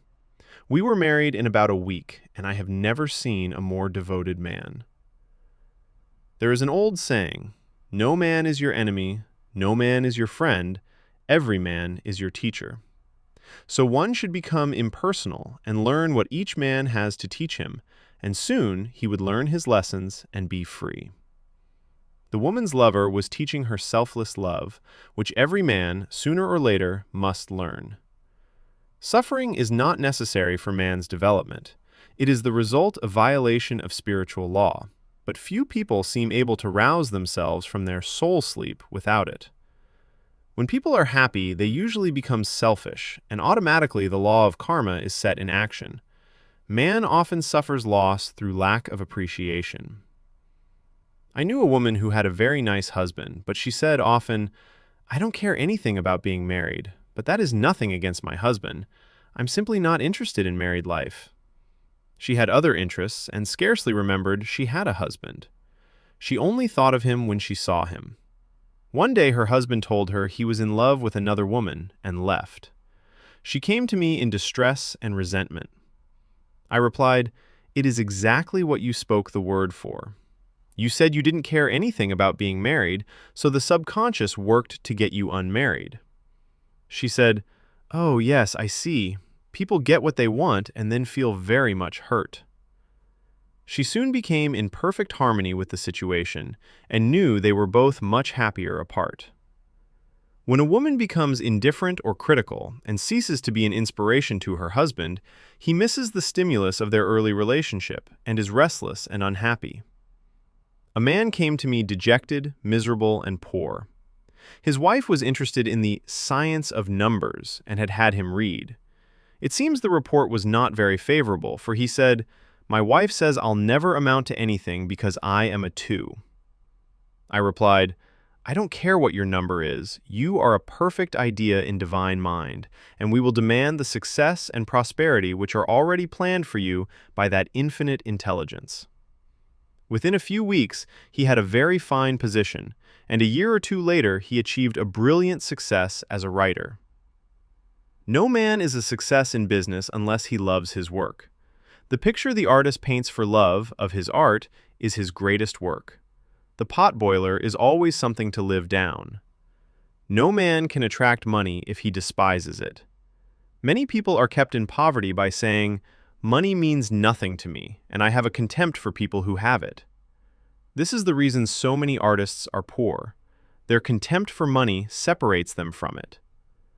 I remember hearing one artist say of another, "He's no good as an artist, he has money in the bank." This attitude of mind, of course, separates man from his supply. He must be in harmony with a thing in order to attract it. Money is God in manifestation, as freedom from want and limitation. But it must be always kept in circulation and put to right uses. Hoarding and saving react with grim vengeance. This does not mean that man should not have houses and lots, stocks and bonds, for the barns of the righteous man shall be full. It means man should not hoard even the principal, if an occasion arises when money is necessary. In letting it go out, fearlessly and cheerfully, he opens the way for more to come in, for God is man's unfailing and inexhaustible supply. This is the spiritual attitude towards money, and the great bank of the universal never fails. We see an example of hoarding in the film production of Greed. The woman won $5,000 in a lottery, but would not spend it. She hoarded and saved, let her husband suffer and starve, and eventually she scrubbed floors for a living. She loved the money itself and put it above everything, and one night she was murdered and the money taken from her. This is an example of where love of money is the root of all evil. Money in itself is good and beneficent, but used for destructive purposes, hoarded and saved, or considered more important than love, brings disease and disaster and the loss of the money itself. Follow the path of love, and all things are added, for God is love, and God is supply. Follow the path of selfishness and greed, and the supply vanishes, or man is separated from it. For example, I knew the case of a very rich woman who hoarded her income. She rarely gave anything away, but bought and bought and bought things for herself. She was very fond of necklaces, and a friend once asked her how many she possessed. She replied, 67. She bought them and put them away, carefully wrapped in tissue paper. Had she used the necklaces, it would have been quite legitimate, but she was violating the law of use. Her closets were filled with clothes she never wore, and jewels which never saw the light.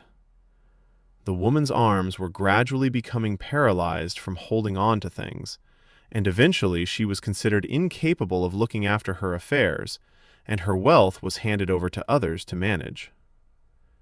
So man, in ignorance of the law, brings about his own destruction. All disease, all unhappiness come from the violation of the law of love. Man's boomerangs of hate, resentment, and criticism come back laden with sickness and sorrow. Love seems almost a lost art, but the man with the knowledge of spiritual law knows it must be regained, for without it he has become as sounding brass and tinkling cymbals. For example, I had a student who came to me month after month to clean her consciousness of resentment. After a while, she arrived at the point where she resented only one woman, but that one woman kept her busy. Little by little, she became poised and harmonious, and one day, all resentment was wiped out. She came in radiant and exclaimed, "You can't understand how I feel. The woman said something to me, and instead of being furious, I was loving and kind, and she apologized and was perfectly lovely to me. No one can understand the marvelous lightness I feel within." Love and goodwill are invaluable in business. For example, a woman came to me complaining of her employer. She said she was cold and critical and knew she did not want her in the position. "Well," I replied, "salute the divinity in the woman and send her love." She said, "I can't. She's a marble woman." I answered, "You remember the story of the sculptor who asked for a certain piece of marble? He was asked why he wanted it, and he replied, 'Because there is an angel in the marble, and out of it he produced a wonderful work of art. She said, "Very well, I'll try it." A week later she came back and said, "I did what you told me to, and now the woman is very kind and took me out in her car." People are sometimes filled with remorse for having done someone an unkindness, perhaps years ago. If the wrong cannot be righted, its effect can be neutralized by doing someone a kindness in the present. "This one thing I do, forgetting those things which are behind, and reaching forth unto those things which are before." Sorrow, regret, and remorse tear down the cells of the body and poison the atmosphere of the individual. A woman said to me in deep sorrow, "Treat me to be happy and joyous, for my sorrow makes me so irritable with the members of my family that I keep making more karma." I was asked to treat a woman who was mourning for her daughter. I denied all belief in loss and separation and affirmed that God was the woman's joy, love, and peace. The woman gained her poise at once, but sent word by her son not to treat any longer because she was so happy it wasn't respectable. So mortal mind loves to hang on to its griefs and regrets. I knew a woman who went about bragging of her troubles, so of course she always had something to brag about. The old idea was, if a woman did not worry about her children, she was not a good mother. Now we know that mother fear is responsible for many of the diseases and accidents which come into the lives of children. For fear pictures vividly the disease or situation feared, and these pictures objectify, if not neutralized. Happy is the mother who can say sincerely that she puts her child in God's hands, and knows therefore that he is divinely protected.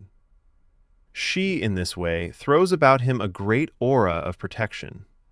For example, a woman awoke suddenly in the night, feeling her brother was in great danger. Instead of giving in to her fears, she commenced making statements of truth, saying, "Man is a perfect idea in divine mind, and is always in his right place. Therefore, my brother is in his right place, and is divinely protected." The next day, she found that her brother had been in close proximity to an explosion in a mine, but had miraculously escaped. So man is his brother's keeper, and every man should know that the thing he loves dwells in the secret place of the Most High, and abides under the shadow of the Almighty. There shall no evil befall thee, neither shall any plague come nigh thy dwelling. Perfect love casteth out fear. He that feareth is not made perfect in love. And love is the fulfilling of the law. Chapter 8. Intuition or Guidance. In all thy ways acknowledge him, and he shall direct thy paths. There is nothing too great of accomplishment for the man who knows the power of his word and who follows his intuitive leads. By the word he starts in action unseen forces and can rebuild his body or remold his affairs. It is, therefore, of the utmost importance to choose the right words, and the student carefully selects the affirmation he wishes to catapult into the invisible. He knows that God is his supply, that there is a supply for every demand, and that his spoken word releases this supply. Ask, and ye shall receive. Man must make the first move. Draw nigh to God, and he will draw nigh to you. I have often been asked just how to make a demonstration. I reply, speak the word, and then do not do anything until you get a definite lead. Demand the lead, saying, "Infinite Spirit, reveal to me the way. Let me know if there is anything for me to do." The answer will come through intuition or hunch, a chance remark from someone, or a passage in a book, etc., etc. The answers are sometimes quite startling in their exactness. For example, a woman desired a large sum of money. She spoke the words, "Infinite Spirit, open the way for my immediate supply. Let all that is mine by divine right now reach me in great avalanches of abundance." Then she added, "Give me a definite lead. Let me know if there is anything for me to do." The thought came quickly. Give a certain friend, who had helped her spiritually, $100. She told her friend, who said, "Wait and get another lead before giving it." So she waited, and that day met a woman who said to her, "I gave someone $1 today. It was just as much for me as it would be for you to give someone 100. This was indeed an unmistakable lead, so she knew she was right in giving the $100. It was a gift which proved a great investment, for shortly after that, a large sum of money came to her in a remarkable way. Giving opens the way for receiving. In order to create activity in finances, one should give. Tithing, or giving 1/10 of one's income, is an old Jewish custom and is sure to bring increase. Many of the richest men in this country have been tithers, and I have never known it to fail as an investment. The 10th part goes forth and returns blessed and multiplied.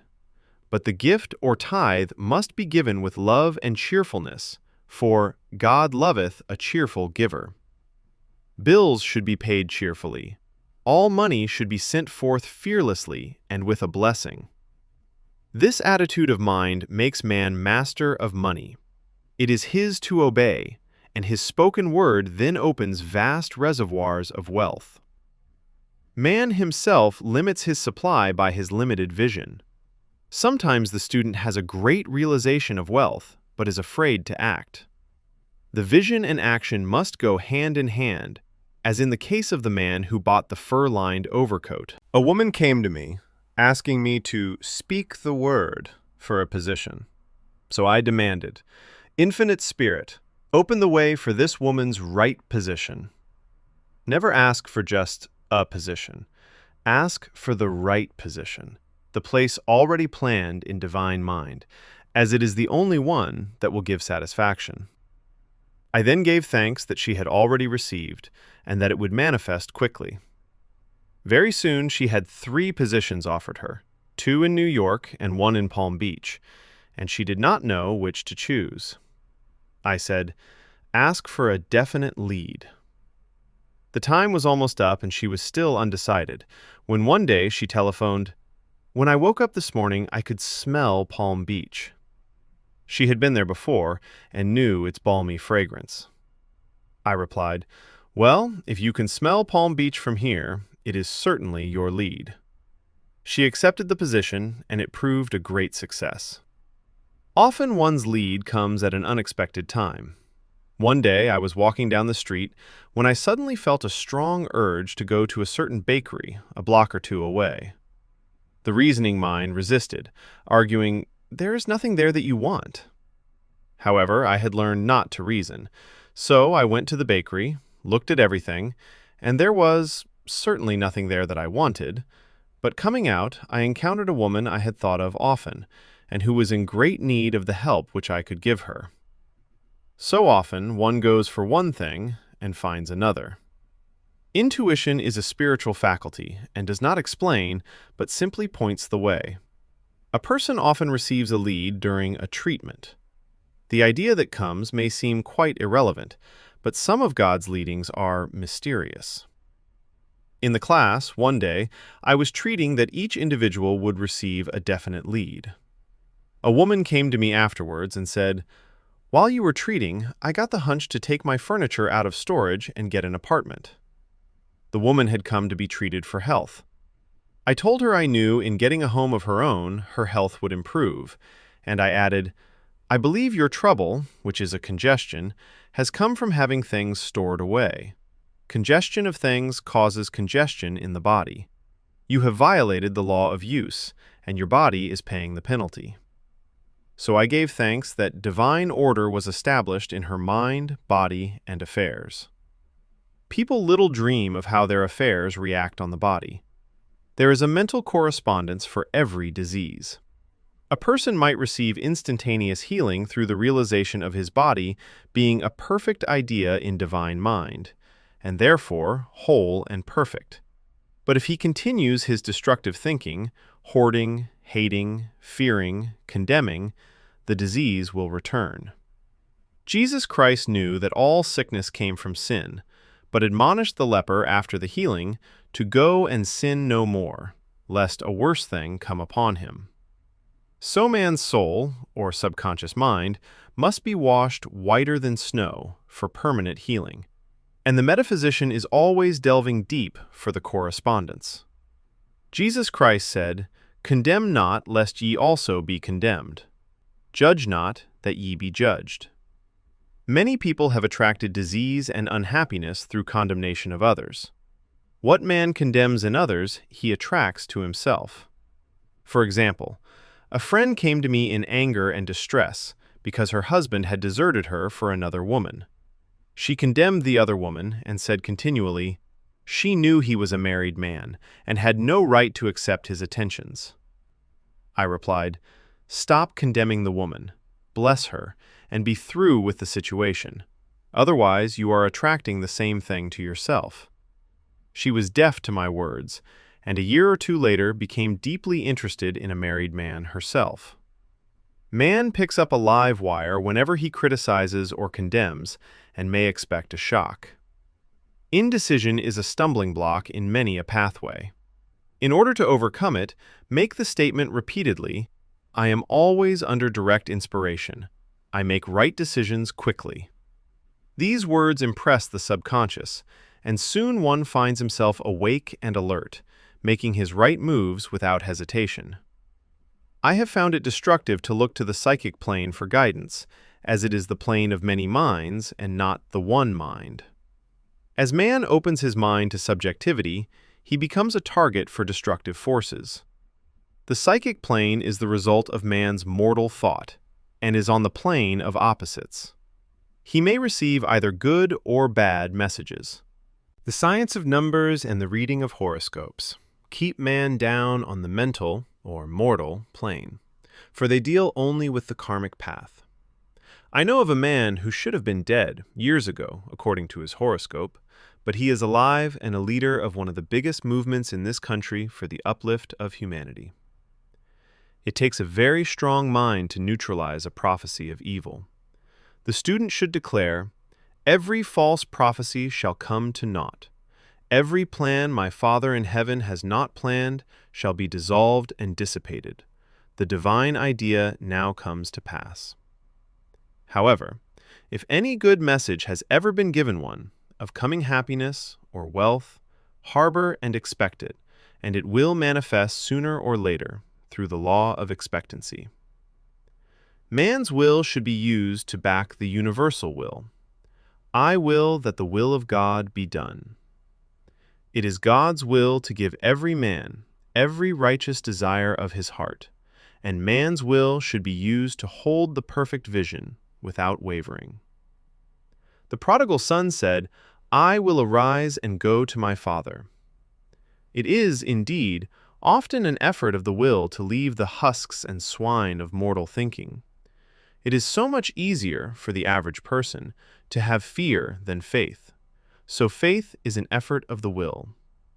As man becomes spiritually awakened, he recognizes that any external inharmony is the correspondence of mental inharmony. If he stumbles or falls, he may know he is stumbling or falling in consciousness. One day, a student was walking along the street condemning someone in her thoughts. She was saying mentally, "That woman is the most disagreeable woman on earth," when suddenly, 3 Boy Scouts rushed around the corner and almost knocked her over. She did not condemn the Boy Scouts, but immediately called on the law of forgiveness and saluted the divinity in the woman. Wisdom's ways are ways of pleasantness, and all her paths are peace. When one has made his demands upon the universal, he must be ready for surprises. Everything may seem to be going wrong when in reality it is going right. For example, a woman was told that there was no loss in divine mind, therefore she could not lose anything which belonged to her. Anything lost would be returned, or she would receive its equivalent. Several years previously, she had lost $2,000. She had loaned the money to a relative during her lifetime, but the relative had died, leaving no mention of it in her will. The woman was resentful and angry, and as she had no written statement of the transaction, she never received the money, so she determined to deny the loss and collect the $2,000 from the Bank of the Universal. She had to begin by forgiving the woman, as resentment and unforgiveness closed the doors of this wonderful bank. She made this statement: "I deny loss. There is no loss in divine mind. Therefore, I cannot lose the $2,000 which belong to me by divine right." As one door shuts, another door opens. She was living in an apartment house which was for sale, and in the lease was a clause stating that if the house was sold, the tenants would be required to move out within 90 days. Suddenly, the landlord broke the leases and raised the rent. Again, injustice was on her pathway, but this time she was undisturbed.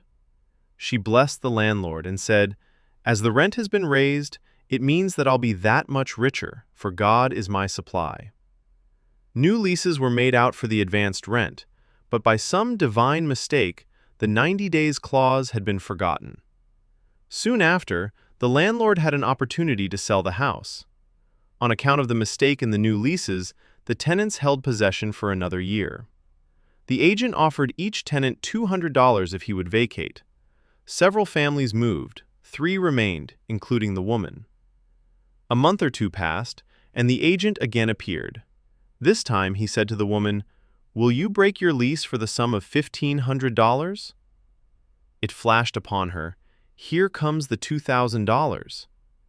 She remembered having said to friends in the house, "We will all act together if anything more is said about leaving." So her lead was to consult her friends. These friends said, "Well, if they have offered you $1,500, they will certainly give $2,000. So she received a check for $2,000 for giving up the apartment. It was certainly a remarkable working of the law, and the apparent injustice was merely opening the way for her demonstration. It proved that there is no loss, and when man takes his spiritual stand, he collects all that is his from this great reservoir of good. "I will restore to you the years the locusts have eaten." The locusts are the doubts, fears, resentments, and regrets of mortal thinking. These adverse thoughts alone rob man, for no man gives to himself but himself, and no man takes away from himself but himself. Man is here to prove God and to bear witness to the truth, and he can only prove God by bringing plenty out of lack and justice out of injustice. "Prove me now herewith, saith the Lord of hosts, if I will not open you the windows of heaven and pour out a blessing, that there shall not be room enough to receive it." Chapter 9. Perfect Self-Expression, or the Divine Design. No wind can drive my bark astray, nor change the tide of destiny. There is for each man perfect self-expression. There is a place which he is to fill, and no one else can fill. Something which he is to do, which no one else can do. It is his destiny. This achievement is held, a perfect idea in divine mind, awaiting man's recognition. As the imaging faculty is the creative faculty, it is necessary for man to see the idea before it can manifest. So man's highest demand is for the divine design of his life. He may not have the faintest conception of what it is, for there is, possibly, some marvelous talent hidden deep within him.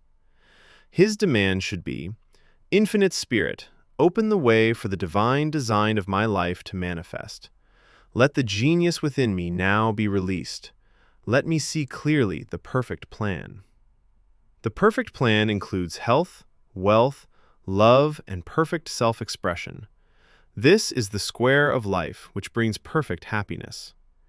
When one has made this demand, he may find great changes taking place in his life, for nearly every man has wandered far from the divine design. I know, in one woman's case, it was as though a cyclone had struck her affairs, but readjustments came quickly, and new and wonderful conditions took the place of old ones. Perfect self-expression will never be labor, but of such absorbing interest that it will seem almost like play. The student knows also, as man comes into the world financed by God, the supply needed for his perfect self-expression will be at hand. Many a genius has struggled for years with the problem of supply, when his spoken word and faith would have released quickly the necessary funds. For example, after the class one day, a man came to me and handed me a cent. He said, "I have just 7 cents in the world, and I'm going to give you one, for I have faith in the power of your spoken word. I want you to speak the word for my perfect self-expression and prosperity." I spoke the word, and did not see him again until a year later. He came in one day, successful and happy, with a roll of yellow bills in his pocket. He said, "Immediately after you spoke the word, I had a position offered me in a distant city, and am now demonstrating health, happiness, and supply." A woman's perfect self-expression may be in becoming a perfect wife, a perfect mother, a perfect homemaker, and not necessarily in having a public career. Demand definite leads, and the way will be made easy and successful. One should not visualize or force a mental picture. When he demands the divine design to come into his conscious mind, he will receive flashes of inspiration and begin to see himself making some great accomplishment. This is the picture or idea he must hold without wavering. The thing man seeks is seeking him. The telephone was seeking Bell. Parents should never force careers and professions upon their children. With a knowledge of spiritual truth, the divine plan could be spoken for early in childhood or prenatally. A prenatal treatment should be, "Let the God in this child have perfect expression. Let the divine design of his mind, body, and affairs be made manifest throughout his life, throughout eternity." God's will be done, not man's. God's pattern, not man's pattern, is the command we find running through all the scriptures, and the Bible is a book dealing with the science of the mind.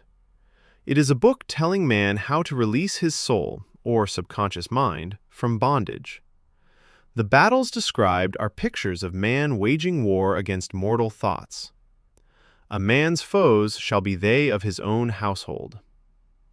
Every man is Jehoshaphat, and every man is David, who slays Goliath, mortal thinking, with the little white stone, faith. So man must be careful that he is not the wicked and slothful servant who buried his talent. There is a terrible penalty to be paid for not using one's ability. Often fear stands between man and his perfect self-expression. Stage fright has hampered many a genius. This may be overcome by the spoken word, or treatment. The individual then loses all self-consciousness and feels simply that he is a channel for infinite intelligence to express itself through. He is under direct inspiration, fearless and confident, for he feels that it is the Father within him who does the work. A young boy came often to my class with his mother. He asked me to speak the word for his coming examinations at school. I told him to make the statement, "I am one with infinite intelligence. I know everything I should know on this subject." He had an excellent knowledge of history, but was not sure of his arithmetic. I saw him afterwards, and he said, "I spoke the word for my arithmetic and passed with the highest honors, but thought I could depend on myself for history and got a very poor mark." Man often receives a setback when he is too sure of himself, which means he is trusting to his personality and not the Father within. Another one of my students gave me an example of this. She took an extended trip abroad one summer, visiting many countries where she was ignorant of the languages. She was calling for guidance and protection every minute, and her affairs went smoothly and miraculously. Her luggage was never delayed nor lost. Accommodations were always ready for her at the best hotels, and she had perfect service wherever she went. She returned to New York. Knowing the language, she felt God was no longer necessary, so looked after her affairs in an ordinary manner. Everything went wrong. Her trunks delayed amid inharmony and confusion. The student must form the habit of practicing the presence of God every minute. In all thy ways acknowledge him. Nothing is too small or too great. Sometimes an insignificant incident may be the turning point in a man's life. Robert Fulton, watching some boiling water simmering in a tea kettle, saw a steamboat. I have seen a student often keep back his demonstration through resistance or pointing the way. He pins his faith to one channel only and dictates just the way he desires the manifestation to come, which brings things to a standstill. My way, not your way, is the command of infinite intelligence. Like all power, be it steam or electricity, it must have a non-resistant engine or instrument to work through, and man is that engine or instrument. Over and over again, man is told to stand still. O Judah, fear not, but tomorrow go out against them, for the Lord will be with you. You shall not need to fight this battle. Set yourselves, stand ye still, and see the salvation of the Lord with you. We see this in the incident of the $2,000 coming to the woman through the landlord when she became non-resistant and undisturbed, and the woman won the man's love after all suffering had ceased. The student's goal is poise. Poise is power, for it gives God power a chance to rush through man, to will and to do its good pleasure. Poised, he thinks clearly and makes right decisions quickly. He never misses a trick. Anger blurs the visions, poisons the blood, is the root of many diseases, and causes wrong decision leading to failure. It has been named one of the worst sins, as its reaction is so harmful. The student learns that in metaphysics, sin has a much broader meaning than in the old teaching. Whatsoever is not of faith is sin. He finds that fear and worry are deadly sins. They are inverted faith, and through distorted mental pictures bring to pass the thing he fears.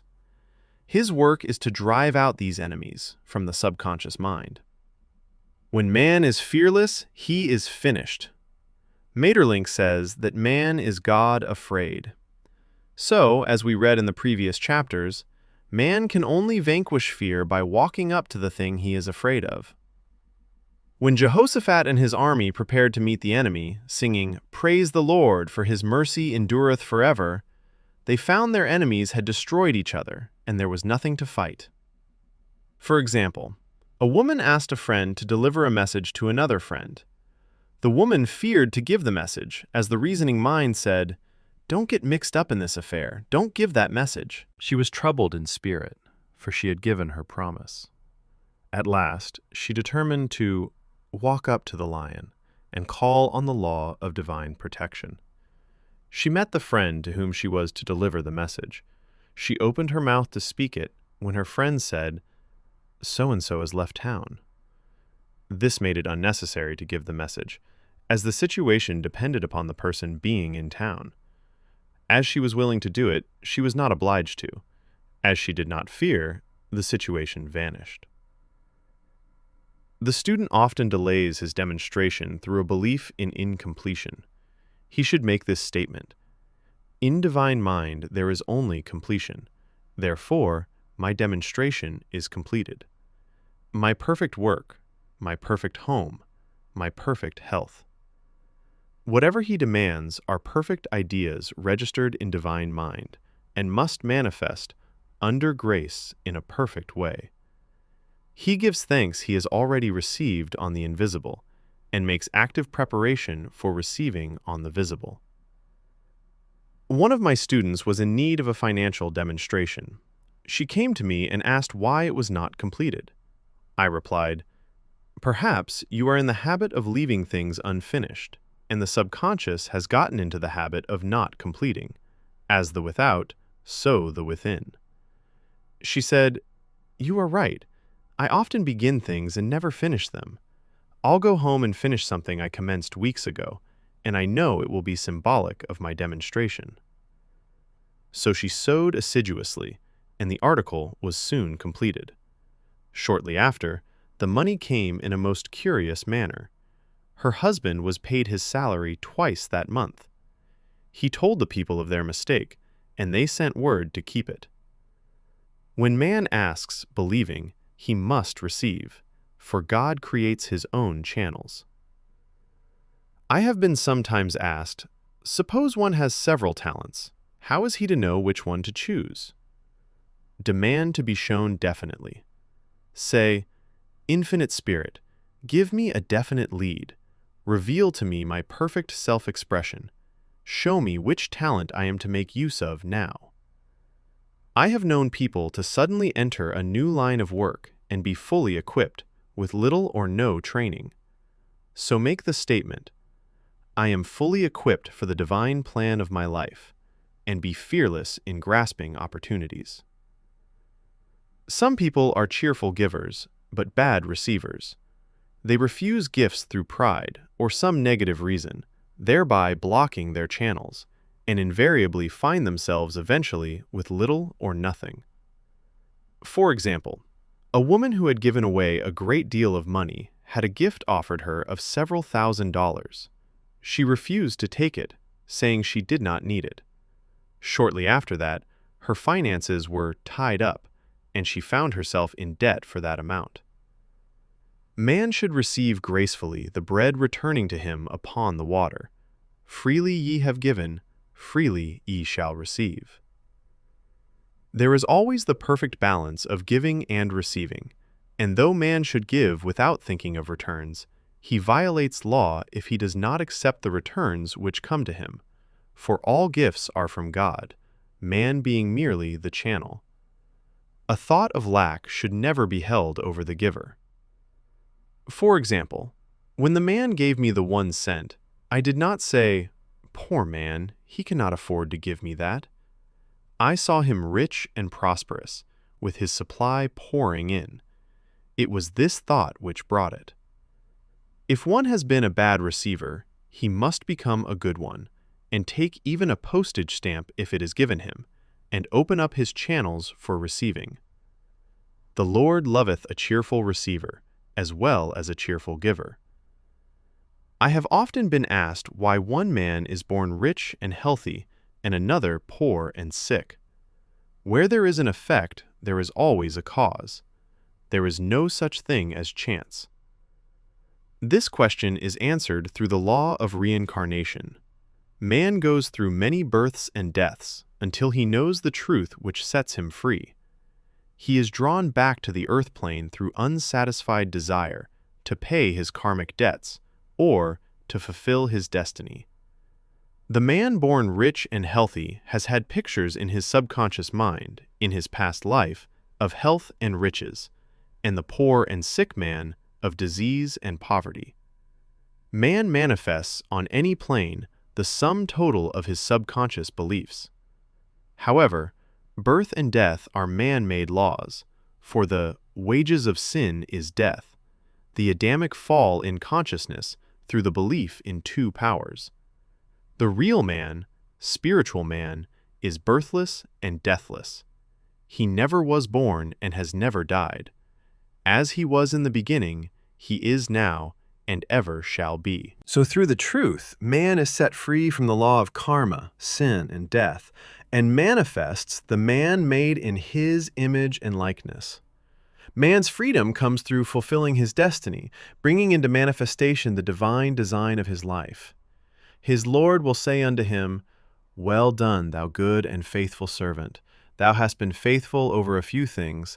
I will make thee ruler over many things, death itself. Enter thou into the joy of thy Lord, eternal life." Chapter 10. Denials and Affirmations. Thou shalt also decree a thing, and it shall be established unto thee. All the good that is to be made manifest in man's life is already an accomplished fact in divine mind, and is released through man's recognition, or spoken word, so he must be careful to decree that only the divine idea be made manifest, for often he decrees, through his idle words, failure or misfortune. It is, therefore, of the utmost importance to word one's demands correctly, as stated in a previous chapter. If one desires a home, friend, position, or any other good thing, make the demand for the divine selection. For example, Infinite Spirit, open the way for my right home, my right friend, my right position. I give thanks it now manifests under grace in a perfect way. The latter part of the statement is most important. For example, I knew a woman who demanded $1,000. Her daughter was injured, and they received $1,000 indemnity, so it did not come in a perfect way. The demand should have been worded in this way: Infinite Spirit, I give thanks that the $1,000, which is mine by divine right, is now released and reaches me under grace in a perfect way. As one grows in a financial consciousness, he should demand that the enormous sums of money, which are his by divine right, reach him under grace in perfect ways. It is impossible for man to release more than he thinks is possible, for one is bound by the limited expectancies of the subconscious. He must enlarge his expectancies in order to receive in a larger way. Man so often limits himself in his demands. For example, a student made the demand for $600 by a certain date. He did receive it, but heard afterwards that he came very near receiving $1,000, but he was given just $600 as the result of his spoken word. They limited the Holy One of Israel. Wealth is a matter of consciousness. The French have a legend giving an example of this. A poor man was walking along a road when he met a traveler who stopped him and said, "My good friend, I see you are poor. Take this gold nugget, sell it, and you will be rich all your days." The man was overjoyed at his good fortune and took the nugget home. He immediately found work and became so prosperous that he did not sell the nugget. Years passed, and he became a very rich man. One day he met a poor man on the road. He stopped him and said, "My good friend, I will give you this gold nugget, which, if you sell, will make you rich for life." The mendicant took the nugget, had it valued, and found it was only brass. So we see, the first man became rich through feeling rich, thinking the nugget was gold. Every man has within himself a gold nugget. It is his consciousness of gold, of opulence, which brings riches into his life.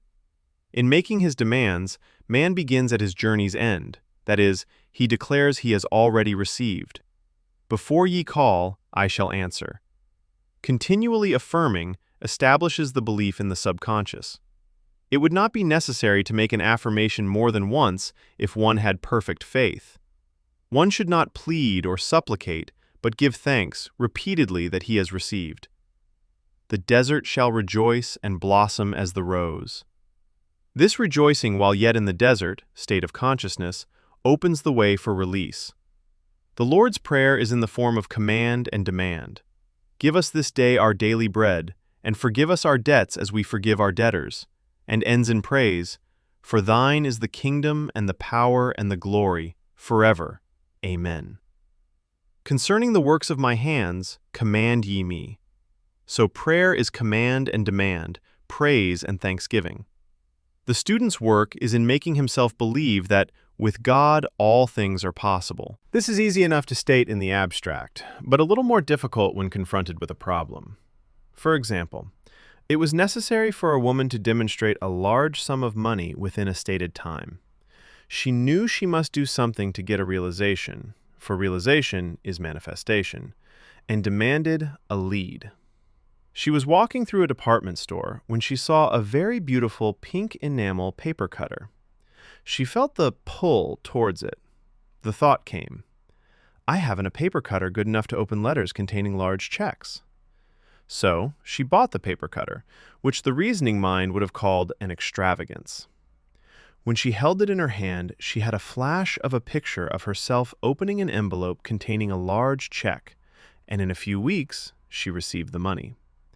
The pink paper cutter was her bridge of active faith. Many stories are told of the power of the subconscious when directed in faith. For example, a man was spending the night in a farmhouse.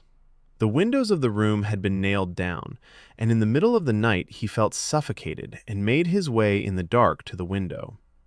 He could not open it, so he smashed the pane with his fist, drew in draughts of fine, fresh air, and had a wonderful night's sleep. The next morning he found he had smashed the glass of a bookcase, and the window had remained closed during the whole night. He had supplied himself with oxygen simply by his thought of oxygen. When a student starts out to demonstrate, he should never turn back. "Let not that man who wavers think that he shall receive anything of the Lord." A colored student once made this wonderful statement, "When I asks the Father for anything, I puts my foot down, and I says, 'Father, I'll take nothing less than I've asked for, but more. So man should never compromise. Having done all, stand. This is sometimes the most difficult time of demonstrating. The temptation comes to give up, to turn back, to compromise. He also serves who only stands and waits. Demonstrations often come at the 11th hour, because man then lets go, that is, stops reasoning, and infinite intelligence has a chance to work. Man's dreary desires are answered drearily, and his impatient desires long delayed or violently fulfilled.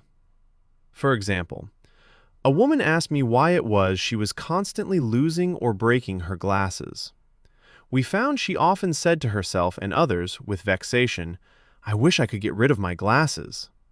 So, her impatient desire was violently fulfilled.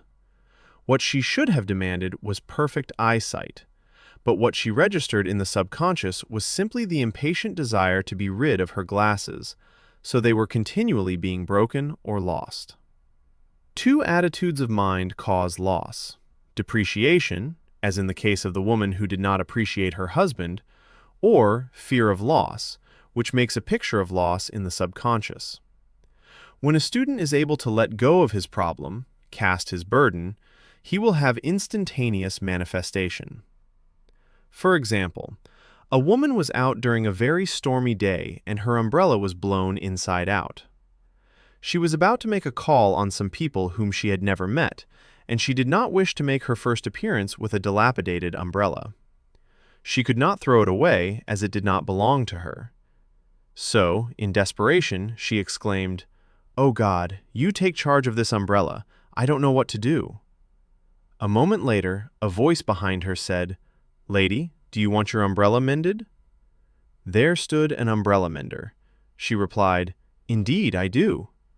The man mended the umbrella, while she went into the house to pay her call, and when she returned, she had a good umbrella.